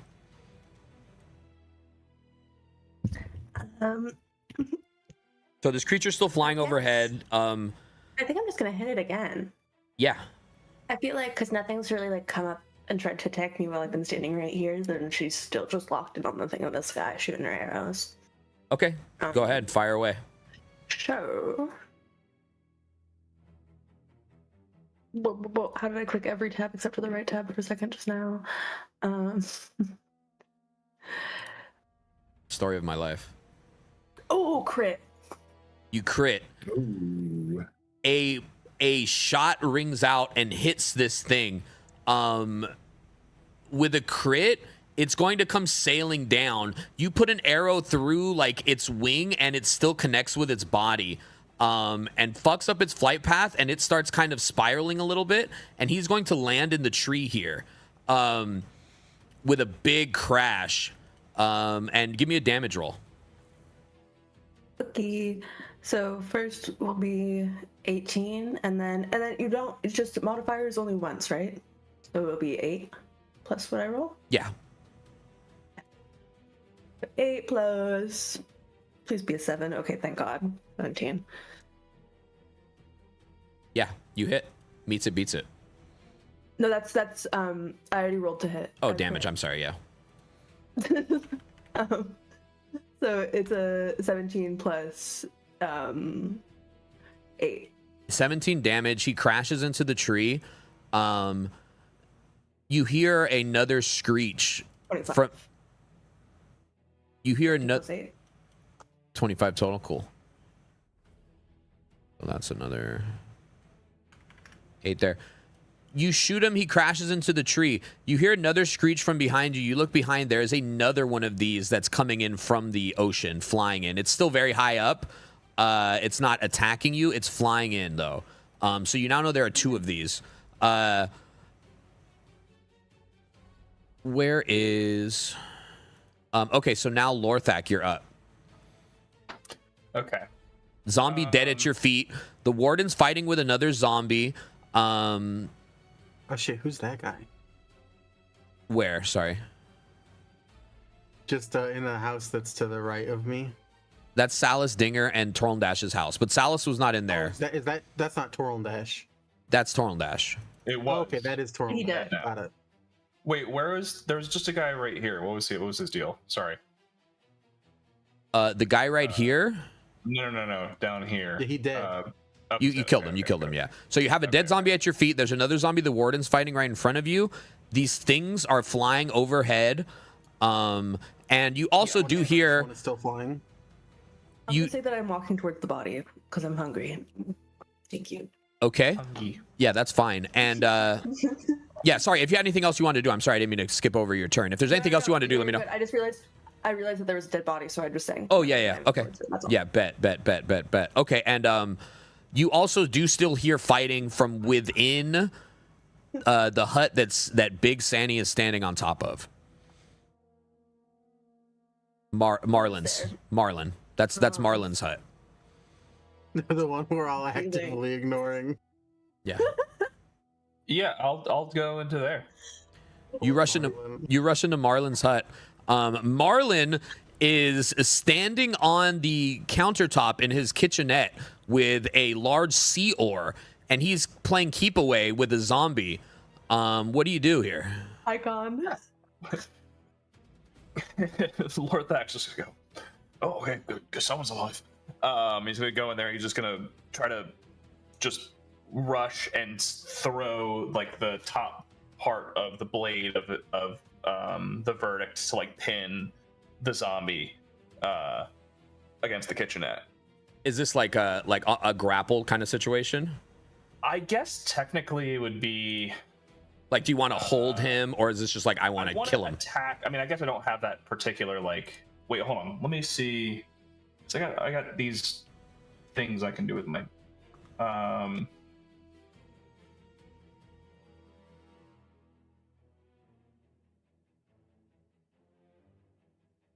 Hafted. No, that's just a multi-attack. Brutal.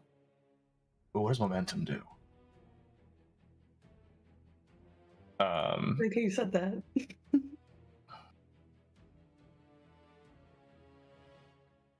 Momentum. It's like the 5e weapon property. Momentum. As well as the attacks part of rapid movement. You hit a momentum after you move 20 feet or more, which I did in a straight line during the same turn. According to the damage dice deal. Okay. So yeah, we'll just do that. Screw it. I'm not gonna pin him down. I'm just gonna make a momentum attack, which is like a charged attack, I guess. So standard attack, but I just do more damage if I hit. Okay. Yeah, go for it. Does a 29 hit? You know it does. And then we're gonna do 2d10 momentum. 2d8. Okay. Wow, pool of 6. But still plus so 13 damage. Okay. You smash this thing up against the kitchenette. You damage the kitchenette. My cabinets! And you damage him. He's not quite dead. Yeah, I'm gonna make another attack. Yeah, do it. My cabinets, man! A 14? Yeah. Does not hit. The second one completely misses. Go ahead. Yeah, I'm like, oh fuck, sorry. Completely shreds the cabinet. The whole thing, it's like, yeah, just tries like not to hit the cabinet, but still hit the zombie and misses anyway. He tries to stop it with the paddle too, because it's like a very small kitchenette, so you're all within reach. He tries to like stop your axe with the paddle. Your axe slices through the paddle. Yeah, he uses his reaction to parry it, but the axe goes straight through the paddle and straight into the cabinet. It's just, whoosh. Oh man, I can't believe this is the worst and the best week of my life, man. I'm gonna use my half attack, which is my bonus attack with my weapon, which is a thing I can do on a bonus action, which I probably should be doing a lot more. But it's just a regular. It's just less damage if I hit. Love a new discovery. Yeah. 27. So that's just gonna be 1d6. So it hits. 5 damage. It hits. The extra damage, you're able to kill this thing. You hit it with the butt of your axe, yeah, and you just it just like pops in through its eye, and the thing kind of slumps down, and with it takes off the handle on the lower cabinet. Oh man! And anything else on your turn here? You would have maybe some movement. That's it. No, that's it. Okay. Now these things are going to come down and attack. The one that comes from the ocean takes a dive straight at you, Val. Awesome, I hit it. You shoot it. As it's coming down, you shoot it. Go ahead, give me your shot. I'm gonna add 2 to whatever I roll here. And it's with the bow, right? Like before, like, or is it? Okay. It can be my bow. I can use long range or short range. Okay, sick. Yeah, there's a feat that lets you. Yeah, badass. Yeah. Sharpshooter, not take right? a penalty for melee shots. So 31 damage, or 31 to hit. Sorry, not damage. 31. And then it's going to be what I roll right now plus 12. Okay. Terrible. Okay, 19. 19's not terrible. A D6 and a D8 though, and I rolled 7 total. I was not counting. Let me see what it did. Sorry. No, you're fine. That's a little sad. And that's all for my reaction. Okay. It's going to attack you. Swoops down right as it gets to you. It takes an arrow shot. Right in the chest, and it's going to use its claws on its feet, these big nasty claws, and it's going to try to grab into you. A 19. 17, you hit. And an 11, so it's going to hit with one of the attacks. Also, I want to say that I slow it with my longbow, so it has 10 foot less movement if it tries to go somewhere else after. Okay, you're going to take 20 damage. Cool. Yeah. What is this? Sorry? What was what? Because I have resistance to bludgeoning, piercing, and I'm raging pretty much. Oh, right. So, yeah, this is 2d6 necrotic damage. Or so let me break down the necrotic. damage Oh, for I'm you. resistant to necrotic. Oh, okay. So you're gonna. So it's necrotic and slashing. If you're resistant to both, then just half the whole thing. Yep. So 10. 10. I still have 10 HP. Sick. Me too. Now, so Val just went. Thorn's gone. So now Val didn't just go. You Val, attacked her. Yeah, with I the attacked thing. her, and Laura. I'm sorry. The other flying thing, unless it's like prone or something. Yeah. Well, the other one is yes. It's going to get up. It's going to use its action to stand up in the tree. And I believe Lorthak, did you finish? I think we kind of like halfway ended in your turn. Like, did you want to do any movement? I can go 10 feet back out this way. That's it. Yeah, alrighty. And then I think it's back to Boogie now. Oh, okay. I'll take my turn and then I'll go grab a beer. Go ahead. Okay. I'm going to. I don't remember how to clear movement. How do I clear the movement?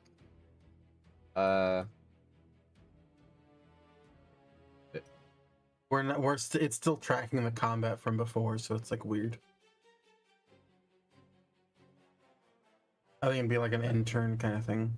Yeah, I'm not sure. I'll just measure. Let's see. Okay, I can make it there.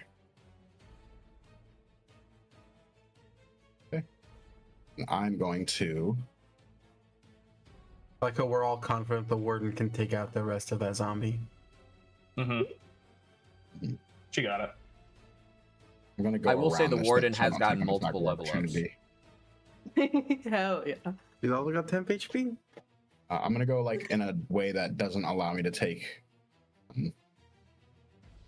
Doesn't allow me to take attack of opportunity.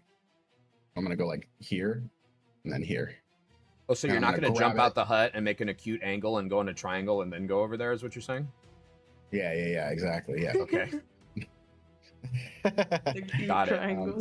And then I'm gonna grab this thing and hold the fuck onto it so it stays on the stays on the beach. I'll hold it down. A grapple. Okay, so it's like a dive. You're going to dive, grapple this thing, like not let it enter, get back in the air. Yep. Okay, give me the grapple. He nat ones. Crit. He nat ones Crit and it you on crit. him. I crit. What do you want?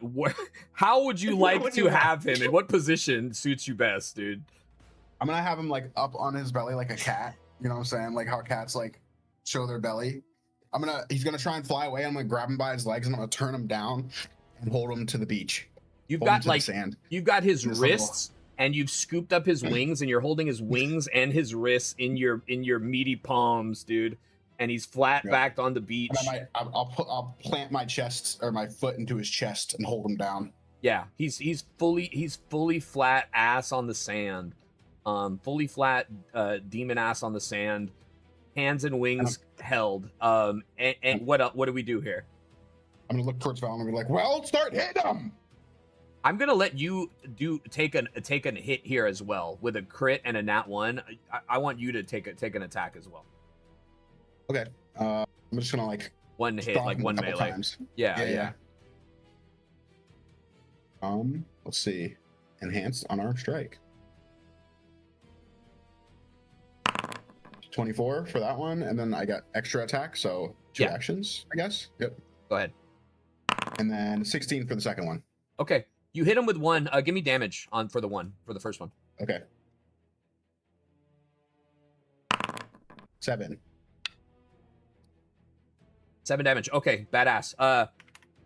Now, anything else on your turn? Now you've got this guy grappled. I guess you're really stuck with him. Y'all are married now.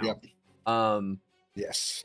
Okay. The next person to arrive would have been. Wait. Let me roll my yeah, your let me bring immolation. this Your over bubble. here. Yes. Yeah, and you Should can I also be, get the zombie. inside of him or on the side of him. You from where you are, you're gonna get the zombie that's fighting the warden and him. Perfect. Okay, and then I'll roll my Yeah, roll those dice. attacks. Sorry.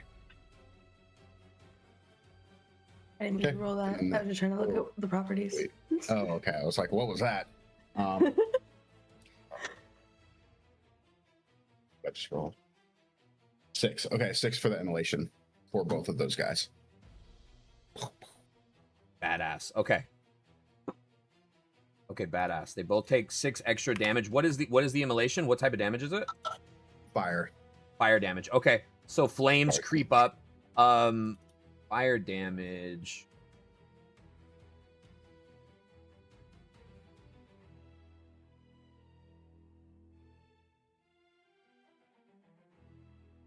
Okay. The immolation doesn't seem to have much of an effect on the winged creature. However, it does help the warden in her fight, and she seems a little bit emboldened because of it as well. That everyone's kind of, everyone came when they needed. Warden is going to continue to fight here, and she's going to push this guy back. And What class is the warden? the fighter. Oh, okay. She's a fighter. She's going to continue to push this guy back. She's going to take some attacks. 17 and a 4. With the immolation and with her damage, she's going to run through this zombie here. Sword's going to pop out the other side. Val and Thorn, you'll see it. This zombie's dead. Now, Boogie's gone. So the next person to arrive, I'm sorry, I have holes in my brain, you guys. So you need to help me as we go. It was Sammy. It was Sammy, yeah. Sammy, what are we and doing? Thorn. Let's do it. Well, by my measurement, I could stand on the edge of this house and be 10 within whipping range of the guy in the tree. Yeah. Depending on the height of the tree, of course. Yeah, he's like yeah, no, it's about level with you. Maybe a little bit higher. But you can whip him from the edge of the roof, given your long arm. You know what I mean? Yeah, well, it's a whip. It's a long whip on a long arm. It's a reach attached weapon, to a long boy. Mm-hmm. You whip this thing. Go ahead, make some attacks. So yeah, I guess they'll be regular because there's not anybody flanking or anything, and he's not prone anymore. You said no, he got up? he stood up. Yeah, he stood up. All right, first hit is a 26. That's gonna hit. Second one is a 15. Not gonna hit. You whip him once. Third one is a 13. You whip him once. He kind of leans back and falls out of the tree and lands. Knees crouched on the floor, ready to potentially take air again here, staring at you. Anything else on your turn? Do you need me to separate the necrotic and non-necrotic damage for this guy? Separate the damage, yes, please. Okay.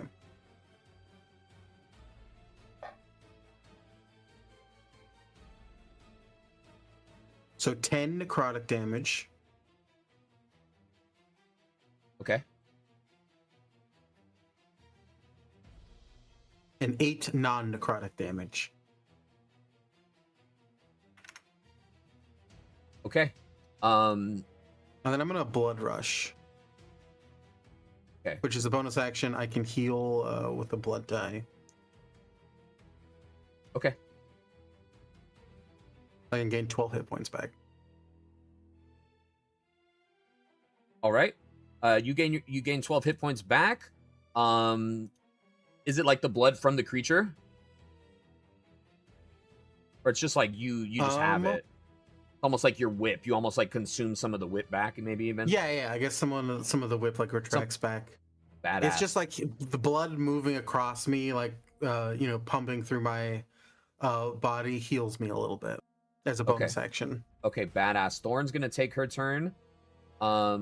She's going to go ahead and use her whip on this creature here that's being restrained. So she'll roll with advantage.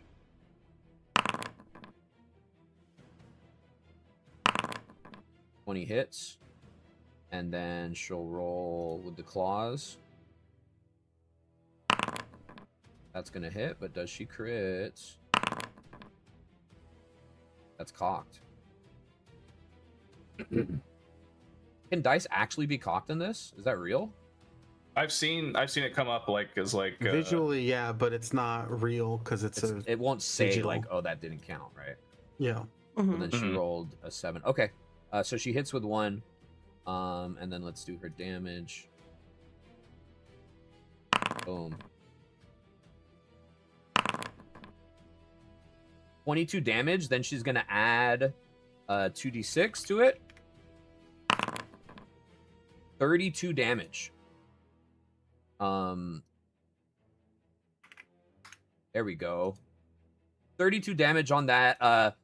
This one appears to be bloodied. Now we've got Amon is going to having ended the spell, step out of the hut.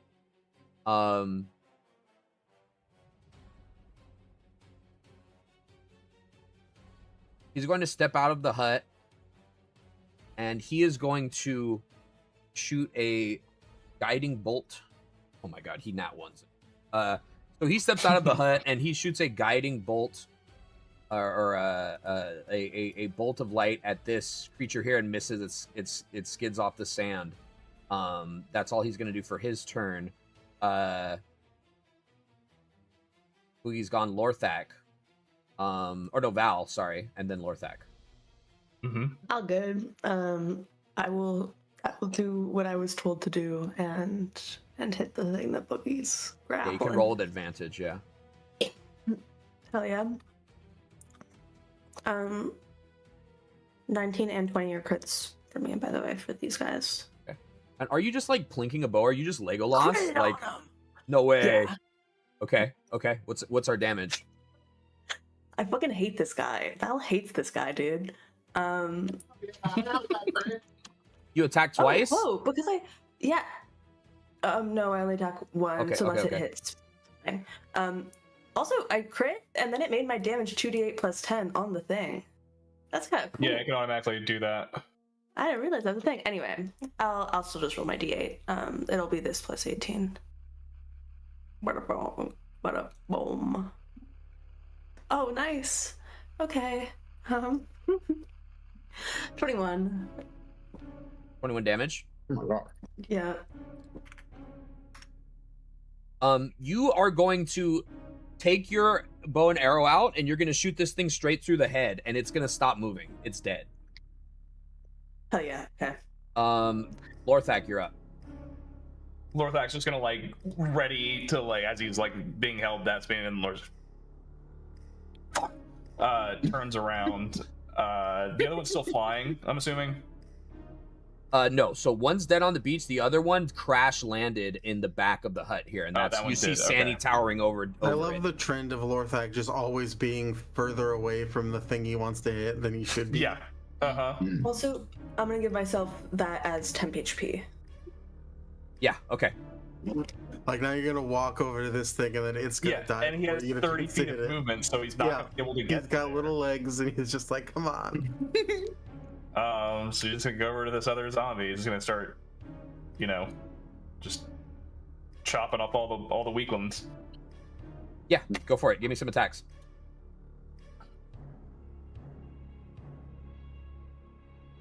Can I like just double check to make sure these are like not the people we like? Yeah, you want to give me like a perception roll? Who do you think they might be? I don't know. There's people missing here. Yeah, Like- give me a perception roll.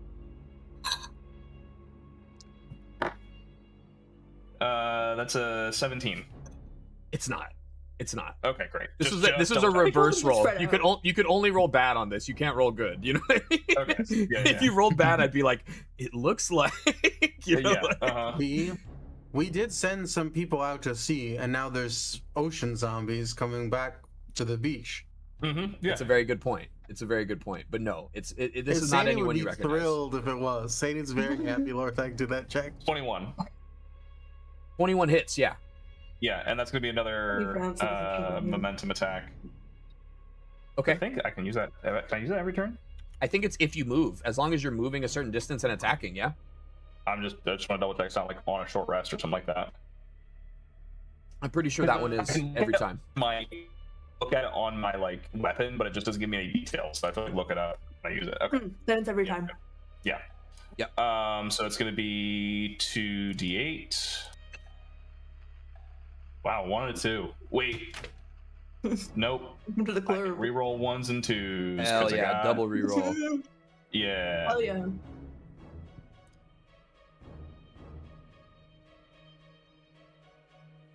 A 1 and a 7, still better. So that's 15 damage for the first attack. And then do another one. It's in that one. Okay. I don't want to rain on the parade, but I thought this one was already dead. Isn't the coconut crushed one? The coconut crushed was the one. Oh God, you're so right. I'm sorry. I'm so sorry. We need to retcon the whole thing. This one is dead indeed. I forgot because Okay. Boogie kills 2 in there. I thought he only killed 1. He killed both of these guys. I apologize. The thing about it is that Lorthak wouldn't be able to hit any. Like he would Yeah. he would move there like on his turn anyway because like that's close. Well, no, close to I the can't. big thing. You can Lorthak's take your gonna do actions back, something- please. That's totally my fault. Yeah. Oh, you want to Lorthak's- dash and flank with me? No, Lorthak's gonna because he's got some spells. Did the one that crash landed take any damage? He's taken some damage. Yeah. He Cool, was can I shot. get a He was wisdom shot saving? and also whipped. Yeah. Okay. Can I get a wisdom saving throw? God, can you not guiding bolt him? I don't have guiding bolt right now. This is a spell and magical effect, right?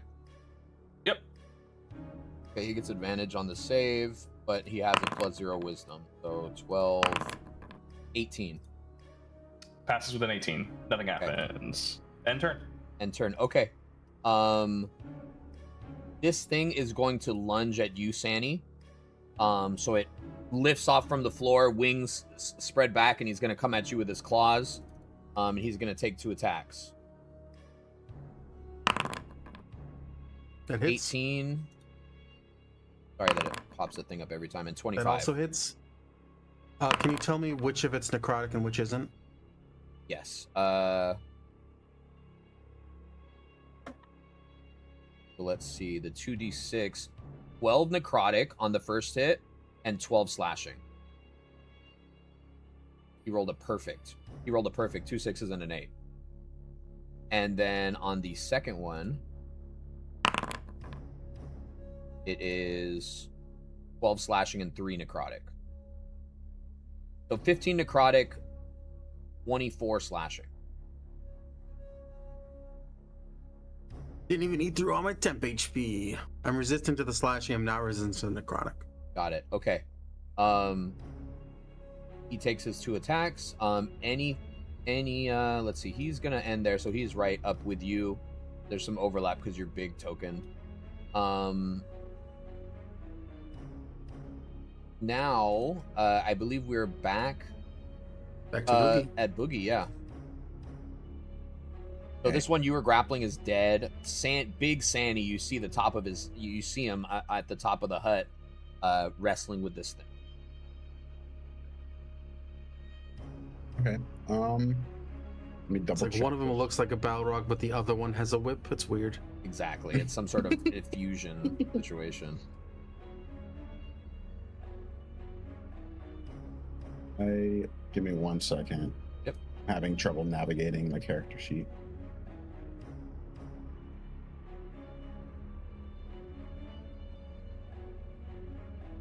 I wonder why.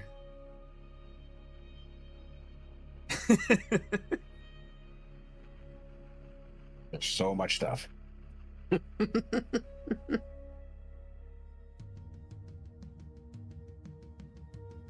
Is it just the turn that you rage that difficult terrain doesn't mean anything, or is it all the time? It's all of my rage. So I feel like you just hop up on the roof with me. Yes. Which is, I just want to clarify that I can do that because of it's Rage of the Dead, but I can never figure out where it is because I have Rage, and then Rage of the Dead is somewhere completely random. Is there class features? It'll be race Oh, I features, found it. probably. I found it. Yep. It'll be So, Shadow Form, you ignore difficult terrain. In addition, you can move through the space of any creature, but you can't stop in the same space. Okay. Yeah. Okay. So yeah, I'm gonna just. Whoop. Yeah, you jump up. And- You want to attack this thing? Oh, I can't. I'll get you out. Okay. The reason is because I'm not using.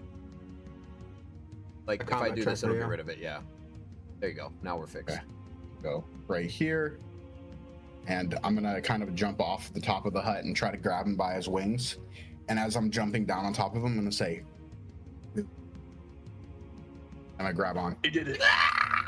Nasty You did screech rings out. Go ahead, say it. I love that callback too, because there was a conversation about if boo was the thing that Ghost said. Yeah. And Boogie was like, Yeah. I don't actually know. I He's love like, that I say it callback. because it's my name. 15. Yeah. 15 does not hit. Okay, let me roll my extra attack. Okay, 21. That hits. I miss with one hand and I grab on with the other.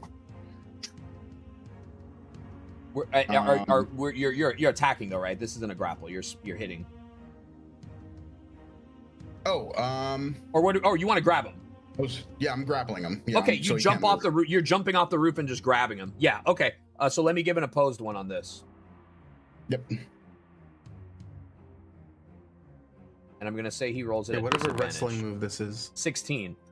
Yeah. So you take him. You take him off. And to the ground. Is your goal here to get him on the floor? Pin him on the floor again? Yep. To give everybody a chance to get a couple licks in.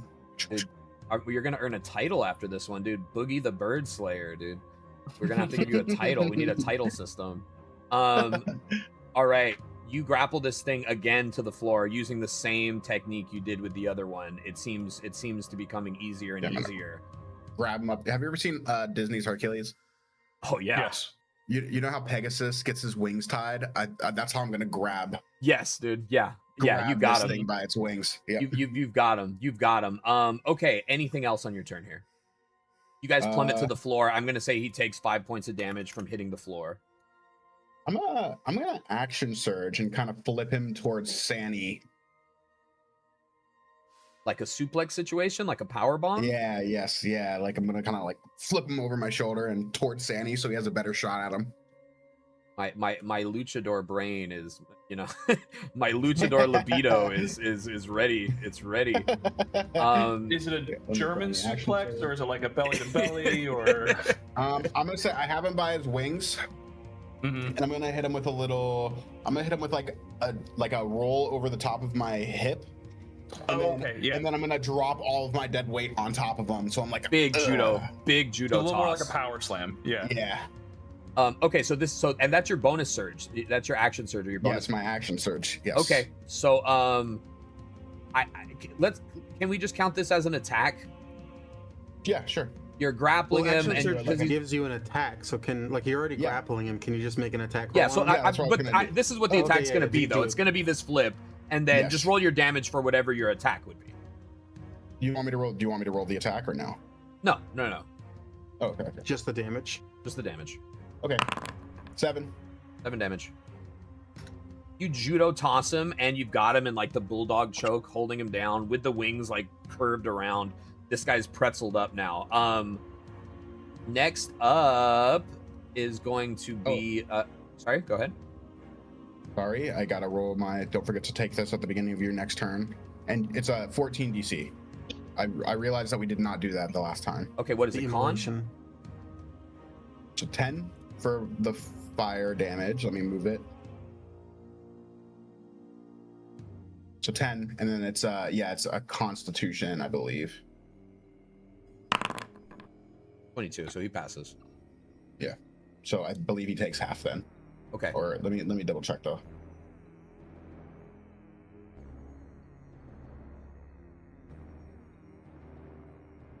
And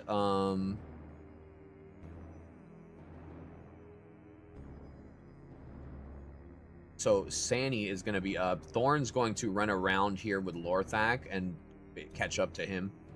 And she's going to fire a bow shot. Sani, also, you can Passy let me does know not what you're going to take do on any your damage. turn. He doesn't. Okay, I'm no gonna whip problem. him. Does not take any damage. Yep. I'm Okay, gonna go. whip him the assumption that I'm gonna describe a cool finisher. Yeah, whip him with that assumption. So first one is 25. Yeah, and Thorn's gonna be acting with you here. So Thorn's readying a bow. She fires. Crossbow. Like, Second one's only a 16. okay, and she hits with the crossbow. You said you hit with 1 out of 3 or 2 out of 3? I hit 2 with 2 out of 3. 2 out of 3. Describe your kill. So yeah, I think it's so he's got wings and arms, right? Yeah. So it's Yeah, like it's a his humanoid wings are with pinned wings. down. The Yes. whip is on like one arm, like outstretched and like pulled to the ground. Second whip on the other arm, so he's grappled, his wings are down, and then the crossbow is straight through his chest. Dead. He screeches out one last time. Black blood trails out of his body onto the sand. And you guys exit combat here. How many minutes has it been since Torndash was killed? How many minutes has been? He was just killed. Okay, I cast reanimate on him.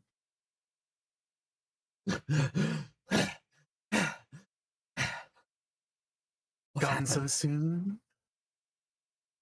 What happened?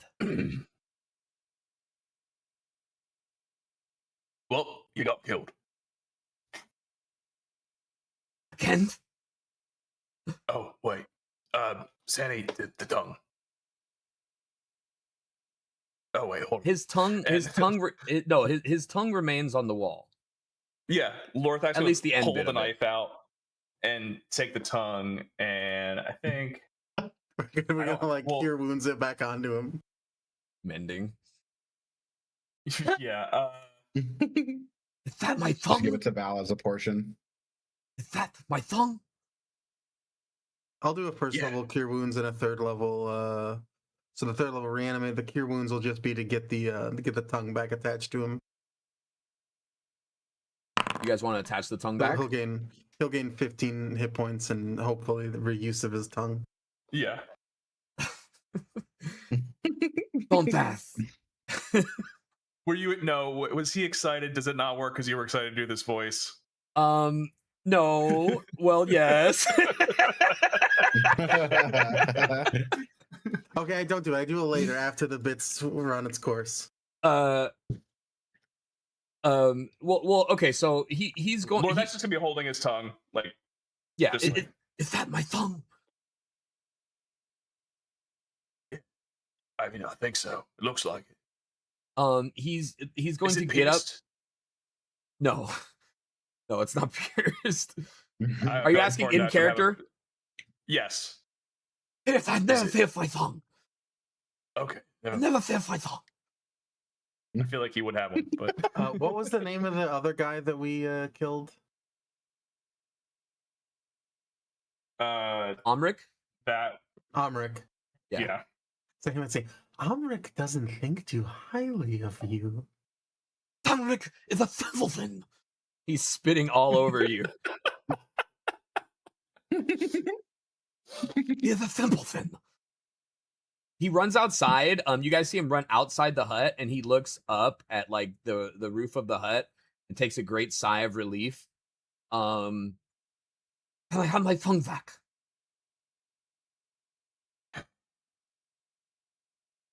Yeah. And Lord Max just gonna like put it back in his mouth like Sandy, just like zap. Yeah, like, Can you and with describe what blood spell that you're was- trying to do? Because we need to know if this is really going to work or not. This has to work if it's going to work. What is the spell? Well, I'm just doing a cure wounds, which heals people. The tongue is not like an appendage that you would need to regenerate. It's not like an arm or a leg, right? Well, And also, we have the tongue. Like, if you had somebody's arm that was severed, like, it's not a severed head, right? Like, you could hold it up to him and, like, cure wounds it back on, probably. Hornlash regains the use of his tongue and I says, like to imagine the blood that is, like, poured down his mouth onto his, like, chest, like, sort of slowly goes back up into his tongue hole as the tongue reattaches. Yeah, it's like a mouthful And of blood that he it spits feels out. Not great, yeah. Yeah, he spits out a mouthful of blood and his tongue is back attached. And he says, He vomits, but he gains 15 hit points, so he's at 16 he hit vomits points. and gains 15 hit points.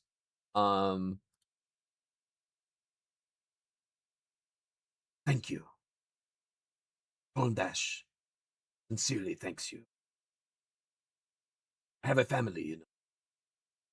Many, many, many children. I never can see many families. Did Many Zant do- families with many children. Scientologist. Sorry, go ahead, Sandy. Did Zant do this? Zant. No, Zant.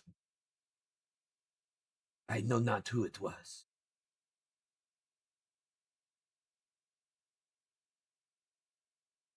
I Did was. we lose anybody? Sandy will like say to the crowd. It's a great question. Lorthak's gonna go kind of poke around the. Lorthak might be asking because he's worried we may have, and Sandy's asking because he's excited we may hopes. have. He hopes Mhm. so. So no. But we're both it's important that we're both just asking the same question. Same question, different ways. Same question, different ways. You guys go take rounds. Inside, Nella and Amon are fine. They're back inside the hut. Amon's just trying to calm down Nella, who's very scared. The warden, as well as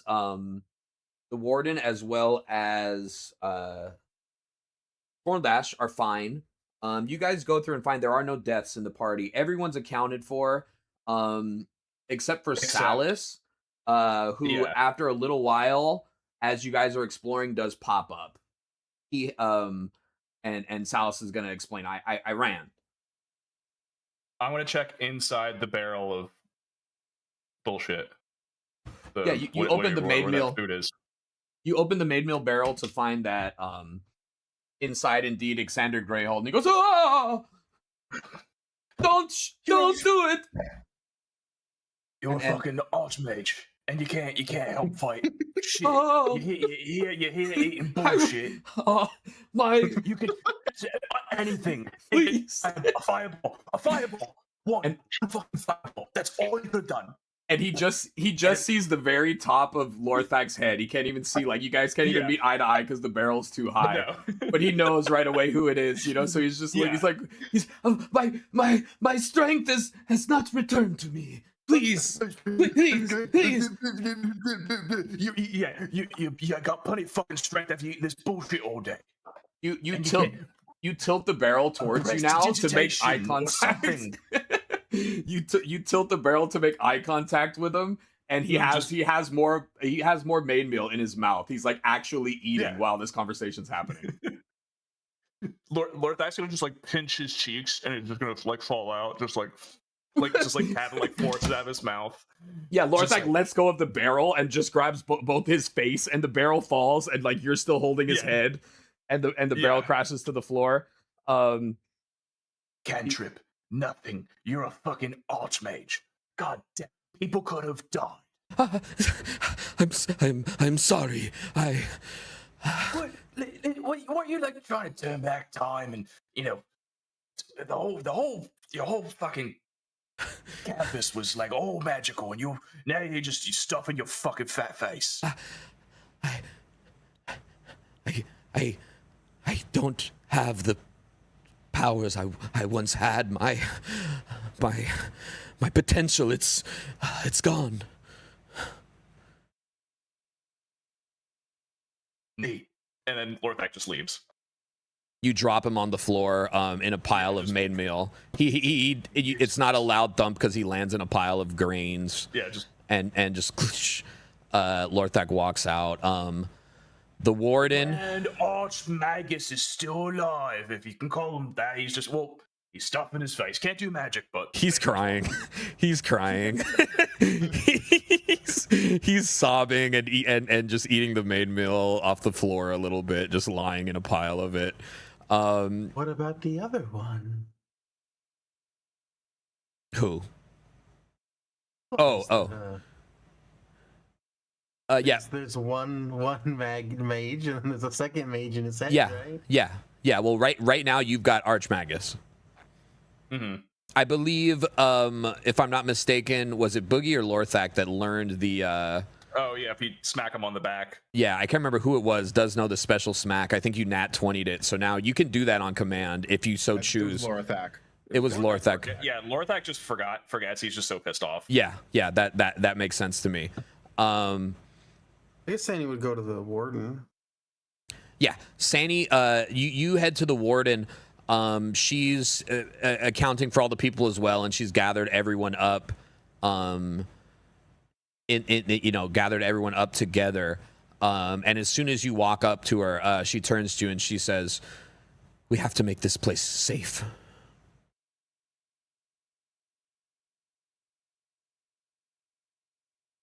What happened? They attacked. We were sleeping, and next thing I know, there's these things, and she pokes at one with her sword. They came. They're everywhere. Water? I think so. They're definitely wet. Were the flying things also a little wet? Are the flying things wet? No. Okay.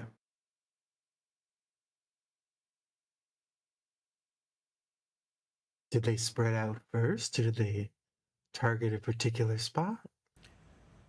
It all happened so fast. Before I could even realize what was happening, I was able to draw my sword, and it seemed to be a targeted attack. Thank God you all came. He's alive. We're all alive. Yes, everyone is alive. Thank you. Good leadership. Thank you, Sani. Thank you. I wanted to ask before, why isn't Amon on the map anymore? Where'd he go? Blending in. He's right Please here. move. Oh, he's Oh, hidden. he was hiding. Yeah, He wasn't Couldn't see hiding. him. He was throwing a guiding bolt and missing badly. correct. Hiding from me. Yeah. He's hiding. Yeah, he was hiding in that sense. I'm gonna be taking portions also at this way on. That's why I'm Yeah, you've got collecting. fiends and undead here. Did the warlock have How many anything undead? on him? Yeah, you want to give me an investigation? I'd rather help Val with an investigation. Sure. I'll do that. While she's taking the portion, Sandy will just be like, does he have any papers? Oh yeah, let me. 26. Oh, he looks gnarly. Yeah, Mhm. a 26. Yeah, he's wet. Okay. He's one of Davy Jones' crew. Yeah, he's definitely wet. A 26 investigation. There is nothing on him as far as items aside from his staff, but it doesn't appear to hold any power. Investigating like the body, it's definitely an undead creature. It seems to be I mean, there's not too much here, right? Like it seems to be definitely a reanimated undead. It is not a zombie. It is not a thrall. It is definitely sorry, it's not a thrall or a vampire. It has nothing to do with either of these things. And it seems to be like, what can I really give you here? It seems to be, yeah. That I'm undead, fiends, whatever. Those are my monster grimoire things.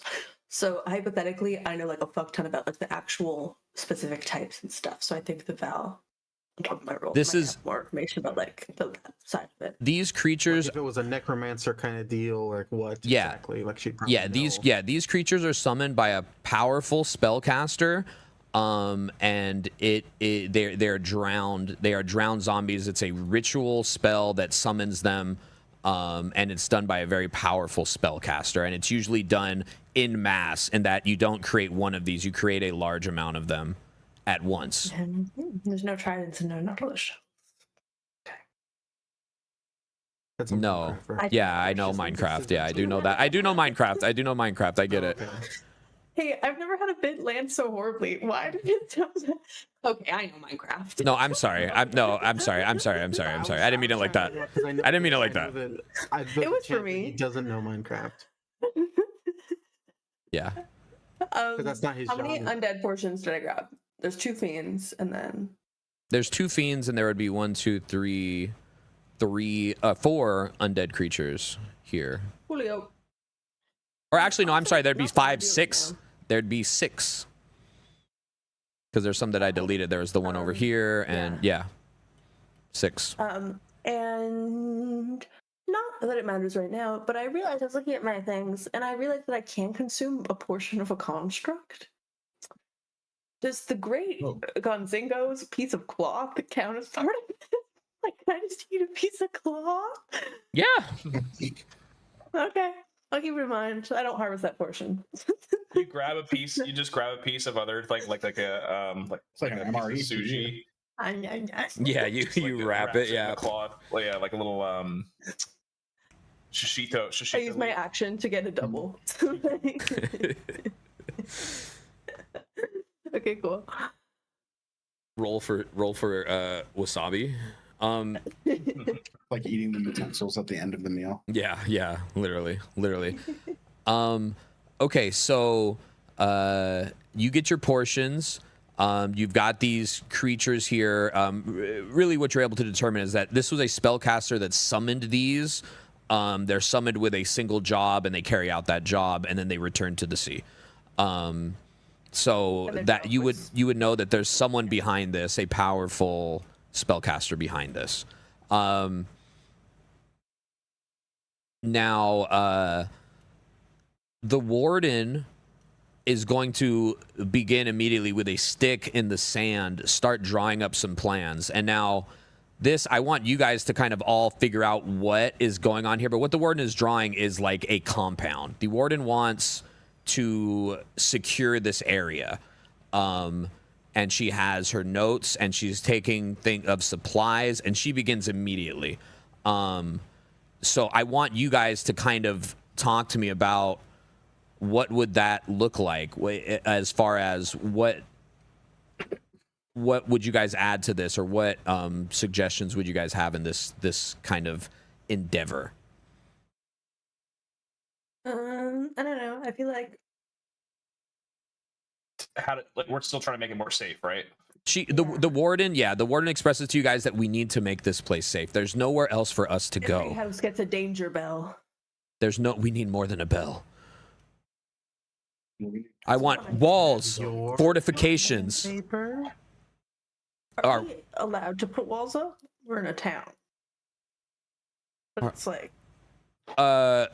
Marlon's gonna say, you can put up some walls. Okay. Do you have the Fell Hollow and the other Hollow pen and communication system? Did we bring that with us? Yeah. So, well, yes, but my pen was only from Fell Hollow to Dun Hollow. And we have the Dun Hollow book, yes? We could only really write ourselves. Right. We could write But it down. let's say, oh, my friends are at the theater, and now we're in trouble. I should Yes. write in my book. Yes. If they're carrying the book, they'll get a message to come right away. That's a great idea. But we need. We're just out here in the open on the sand. What's to stop them from doing this tomorrow and every night? I'm proficient in mason tools. Oh, well, Yeah. before I started making chop to heads, I did a bit of chop to stone and brick and Stone. every once in a while. That's a great idea. She scratches off the wood supplies that she was calculating. She says, "Stone, excellent, and maybe weaponry, traps, anything." Good no traps. I think that Thornton and I can armor also... trap. Oh, okay. Sorry, say Thorn, monster hunter traps kind of thing. Yeah, I was thinking, and I have Tinker's tools, and I was looking at what the fuck I use those for. Okay, so If we do this over the course of Maybe like like a a long rest, I can change out my spells and do transmute rock. yes, so this is where going. I should be able to take mud or sand and turn it into like rock that would be suitable for mason tools. So here's what I was thinking. We have about 20-30 minutes left here. This is going to be it's like we're going to treat this kind of like a downtime period of maybe possibly a couple of days throughout the town, where a little bit of time is going to pass, maybe longer than that, maybe a week, right? So I wanted to kind of plan. The warden's going to say, well, we're going to need supplies.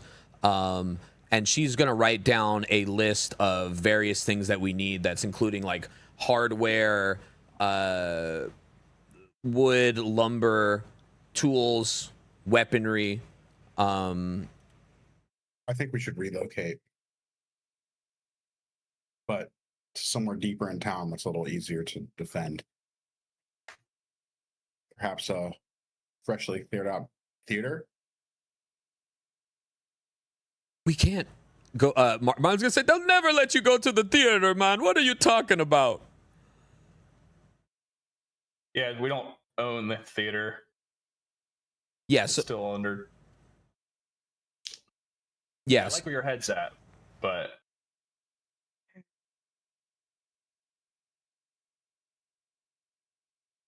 No, listen. Just a suggestion. Are we making a wall to the water also? Or do we do something else there?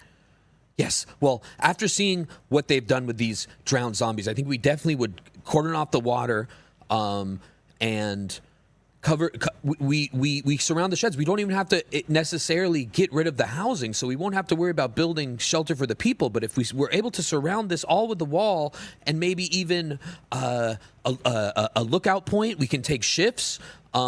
Using the pen, we could communicate with you guys as well. And if we had some sort of what about crossbows? Could we mount crossbows on the top of the wall, maybe? And could we? What if there was traps in the door, or maybe a really heavy door, with a steel door?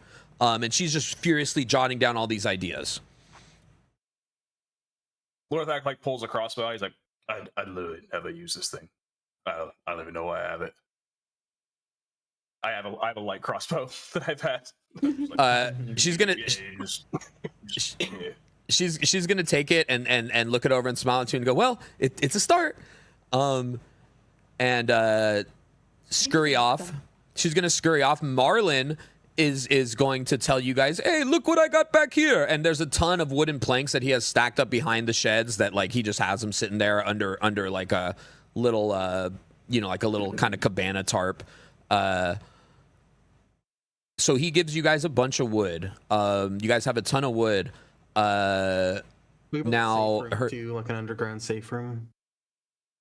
Sorry? Oh, an underground safe room. That's a great idea. We got some downtime. That's a great idea. Hey, Sandy, can you do that thing that like I saw Druid do it once? It's like they can like take earth and just like move it, just like earth, and it just gets moved. I can make stone walls. No, I know at that point, but just like, can like. Also, iron is another thing Sandy can do. Yep, and I also am proficient in smith's tools. Mason tools and I can shape You mold. You like to mold it, the earth.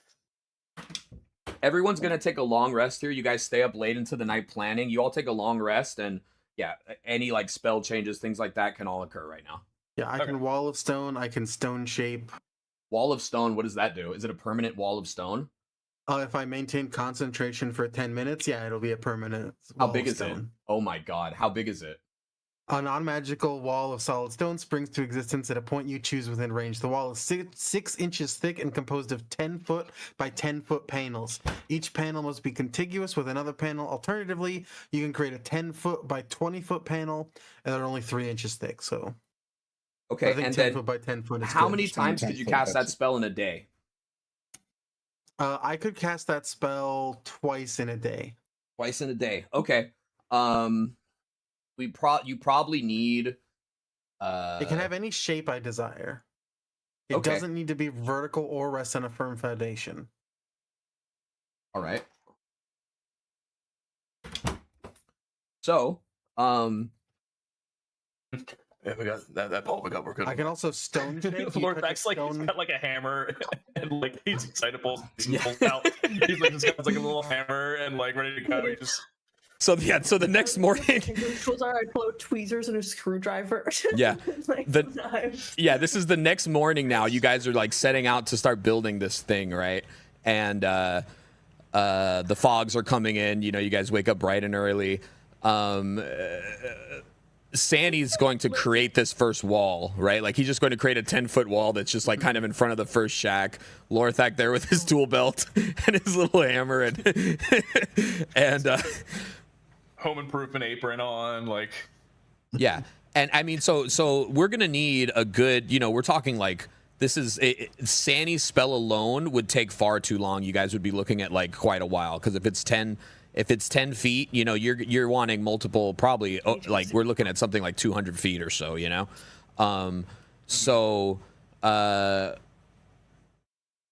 we need supplies, guys. The warden is going to share with you all a note. You guys talk with Marlin and plan together who might be able to help you with what.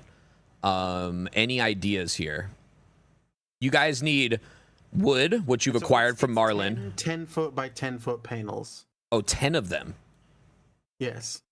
With one spell cast. So 10 feet high. Yeah, so I can do 200 feet of wall, I think. Oh, okay. So the stone walls are going to be covered by Sani. Yeah. Okay. I didn't realize. I thought it was you could do like 20 feet a day and 6. Okay.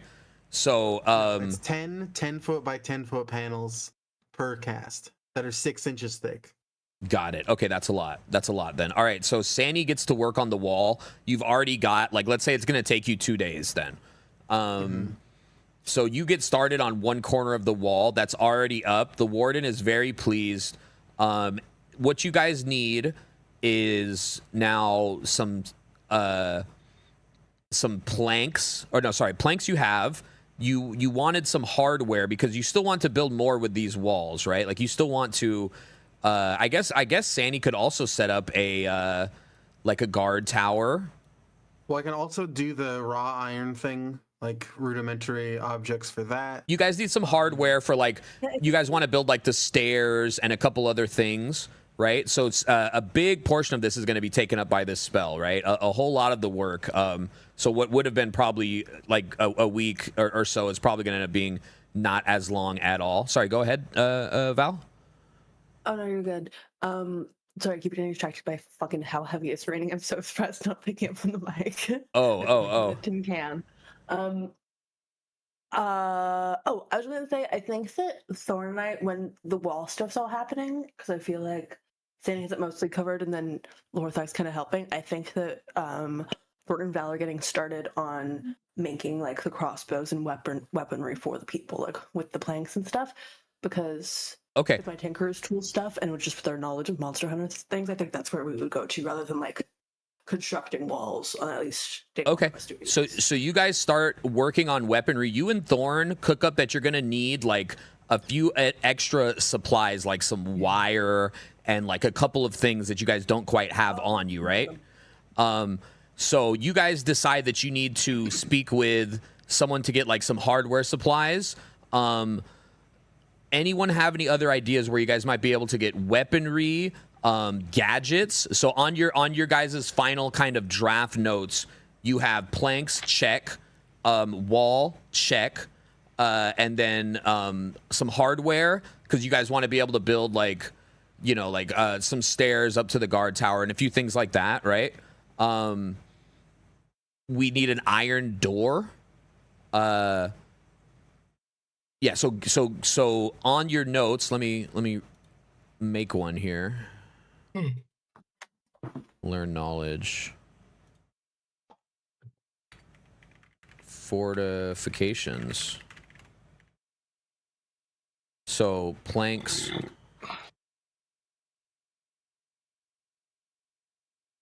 Check. Hardware. Weaponry. Gadgets. Hardware, weaponry, gadgets are what's still left on your list here, and so that's going to be in your learned knowledge under fortifications. Do any of you have any ideas for these three? I mean, Lorthak's just gonna like, I need iron, I need an anvil, I need lots of fire, and make a shit ton of swords, axe, spears. Pretty basic, but we should just make sure. Can you also do wire, or should I buy some? Wire? Yeah. And Mother says we need wire. Yeah, some wire and some other gadgets you guys want to set up. It's crazy expensive, and I have to. Once it gets past, sharp and strong, right? I mean, wire's not really my. Cool. Figured I'd ask. Yeah, the plan is like a tripwire. The plan is like a tripwire and an alarm at the door kind of situation. On day one, I can get you 28 pounds of iron, raw iron. Great. That's all I need. I mean, that's Sani. How much? Sani sort of just like bleeds into an area and like pulls the iron out. Sani SimCity Sanguinius, dude. Let me see like how much like a basic sword weighs. Like a light sword. Okay, light hammer, mace. So, like, is simple melee weapons or like martial? Like I can make martial. It just depends on what we need. would martial weapons be better for us, or would like more simple weapons be better? They think the warden would suggest like swords and shields. Swords and shields, spears, pointy things. Yeah, spears. I can do. I mean, martial or simple weapons, spears. Sorry, when you said martial, I thought like monk weapons. I was thinking like sticks and shit. Oh yeah, martial is like everything. Yeah, that's like the next level. Like short swords, long swords, great axes. Like simple weapons are like club, dagger, great club, hand axe, javelin, hammer, mace, quarterstaff, sickle, spear.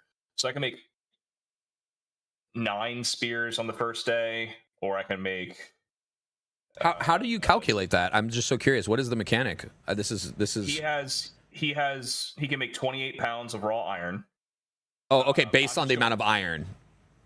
And then so he's looking at the weight of the weapon. Yeah. Got it. Yes. Got it. Because it's like you fashion this iron into non-magical metal objects, and the combined weight of these objects must be equal or less to the number rolled on the expended hit point die. And I rolled 28 on my hit point die, so it's 28 pounds of iron that I've sort of roughly fashioned, and he's using his smith's tools to properly like. Okay, so it's roughly fashioned already with the iron you've made, and you're just kind of like sharpening them out. Okay, yeah. Yeah. I can make 14 short swords. Okay. Fully the scene in the 2 towers where it's Isengard. And it's just, instead of like filming real things, he just had the extras are actually just the people making the weapons for the like battle in like the next scene. Yeah. But Okay. He just decided to record that because like they needed to hire so many blacksmiths for Lord of the Rings because it's all practical. Okay, so a lot of weaponry is being made. A lot of crude, simple weaponry is being made. You would love to get some nice things, like some really nice stuff, some like gadgets and wire and a few things for the trap system, and just like further fortifications for the houses as well is going underway. Like one of the houses got a hole in it. You guys are redoing that. You're fortifying the doors on the houses as well. And so now you guys are kind of left with like a grocery list after this day's gone by. An insane amount of progress, right? The warden is kind of like had like a calendar, and every time she sees Sandy do something else, she's like slashing off weeks from like her like estimated, you know what I mean? Like their estimated finish date. She's just like slashing weeks, and it's like if we wanted to put fortifications in the water, I can for 30 minutes of the day force the water on the coast to recede out, and then you could build walls on it. So like walls, not necessarily walls, but like if we wanted to put things like something was swimming, it would like hinder its progress. Yeah. Spikes, nets. Yeah. Yeah, absolutely. So you guys have a grocery list now of a few things you guys need to acquire. So if like they can get it out there in 30 minutes, then like we're good. Marlon's gonna sit down with you guys and go over the list. You guys are in Marlon's house, sitting in his kitchenette, which is also you guys are also working on. He's going to say, you can get a lot of this stuff down at the market. You said you had a friend at the Betterment Bureau, right? Maybe they have some help for you. You know, Pibby's husband does a lot of gadgeting. He works at the lighthouse, but he's a tinkerer. You may want to talk with them. Small guys. They're one of those smart fellas instead of a bunch of the fart smells we got around here. All right, guys? We ain't the price brunch. Except for Val. So now we're going to say, in your notes here, we're going to say... And Marlon's going to say, I always thought you were pretty smart, man. School hard knocks, right? Yeah, he's still holding his paddle, like he hasn't let go of the paddle since. So he's holding his paddle and he goes, and he like winks at you like he's like a seasoned soldier now. Weaponry, Gary senses, and gadgets, Pibby's husband.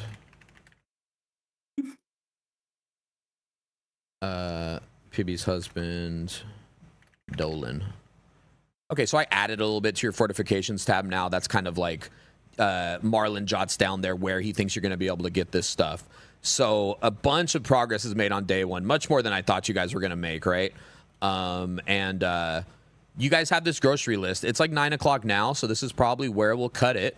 But this is like a downtime sequence. The goal here is really to get this place as fortified as you can. So what I'm going to suggest is if you guys think of anything between now and the next time we play, which will probably be hopefully the week after next, Yeah. let me know and like we can like work it in, you know? Yeah. I would like to plant a tree on in the middle of our little compound, Okay. in the anticipation that potentially, eventually we'll be level 11, and I will be able to transport via plant. Meaning that the moment Really that they about to call say. us, they're like, "Hey, we're in trouble," and we get that message on the book. We can be like, "Boom, tree, that we're there." Oh, I love it. I love it. Yeah. Okay. You plant, is it any specific type of tree? Is it like an old seed Sandy's been holding for a long time? Yeah, maybe it's gosh, It's a would- jacaranda. It would probably be some kind of evergreen, like fir or something. Yeah. This is going to be from like where he's like from his home, right? He's probably got a string of seeds from like yeah, where he's originally from that he's probably forgotten about, but it's sort of just like he knows like that they're there. The sentimentality of it's like forgotten to him necessarily, but at one point Sandy was sentimental enough to have like put this stuff on his person and is just using what's available. Sandy places this seed into the ground of a tree that is probably unfamiliar to all of you and maybe even unfamiliar to Sandy himself. And yeah, that's where we'll call this one. This was so fun. Yeah, this is a fun one. I really like this one. Yeah, thank you guys. That was badass. YouTube and Twitch, thank you guys for hanging out. Hope you enjoyed the show, and we'll see you next week. Yeah, bye, YouTube. Later. Look at Weez.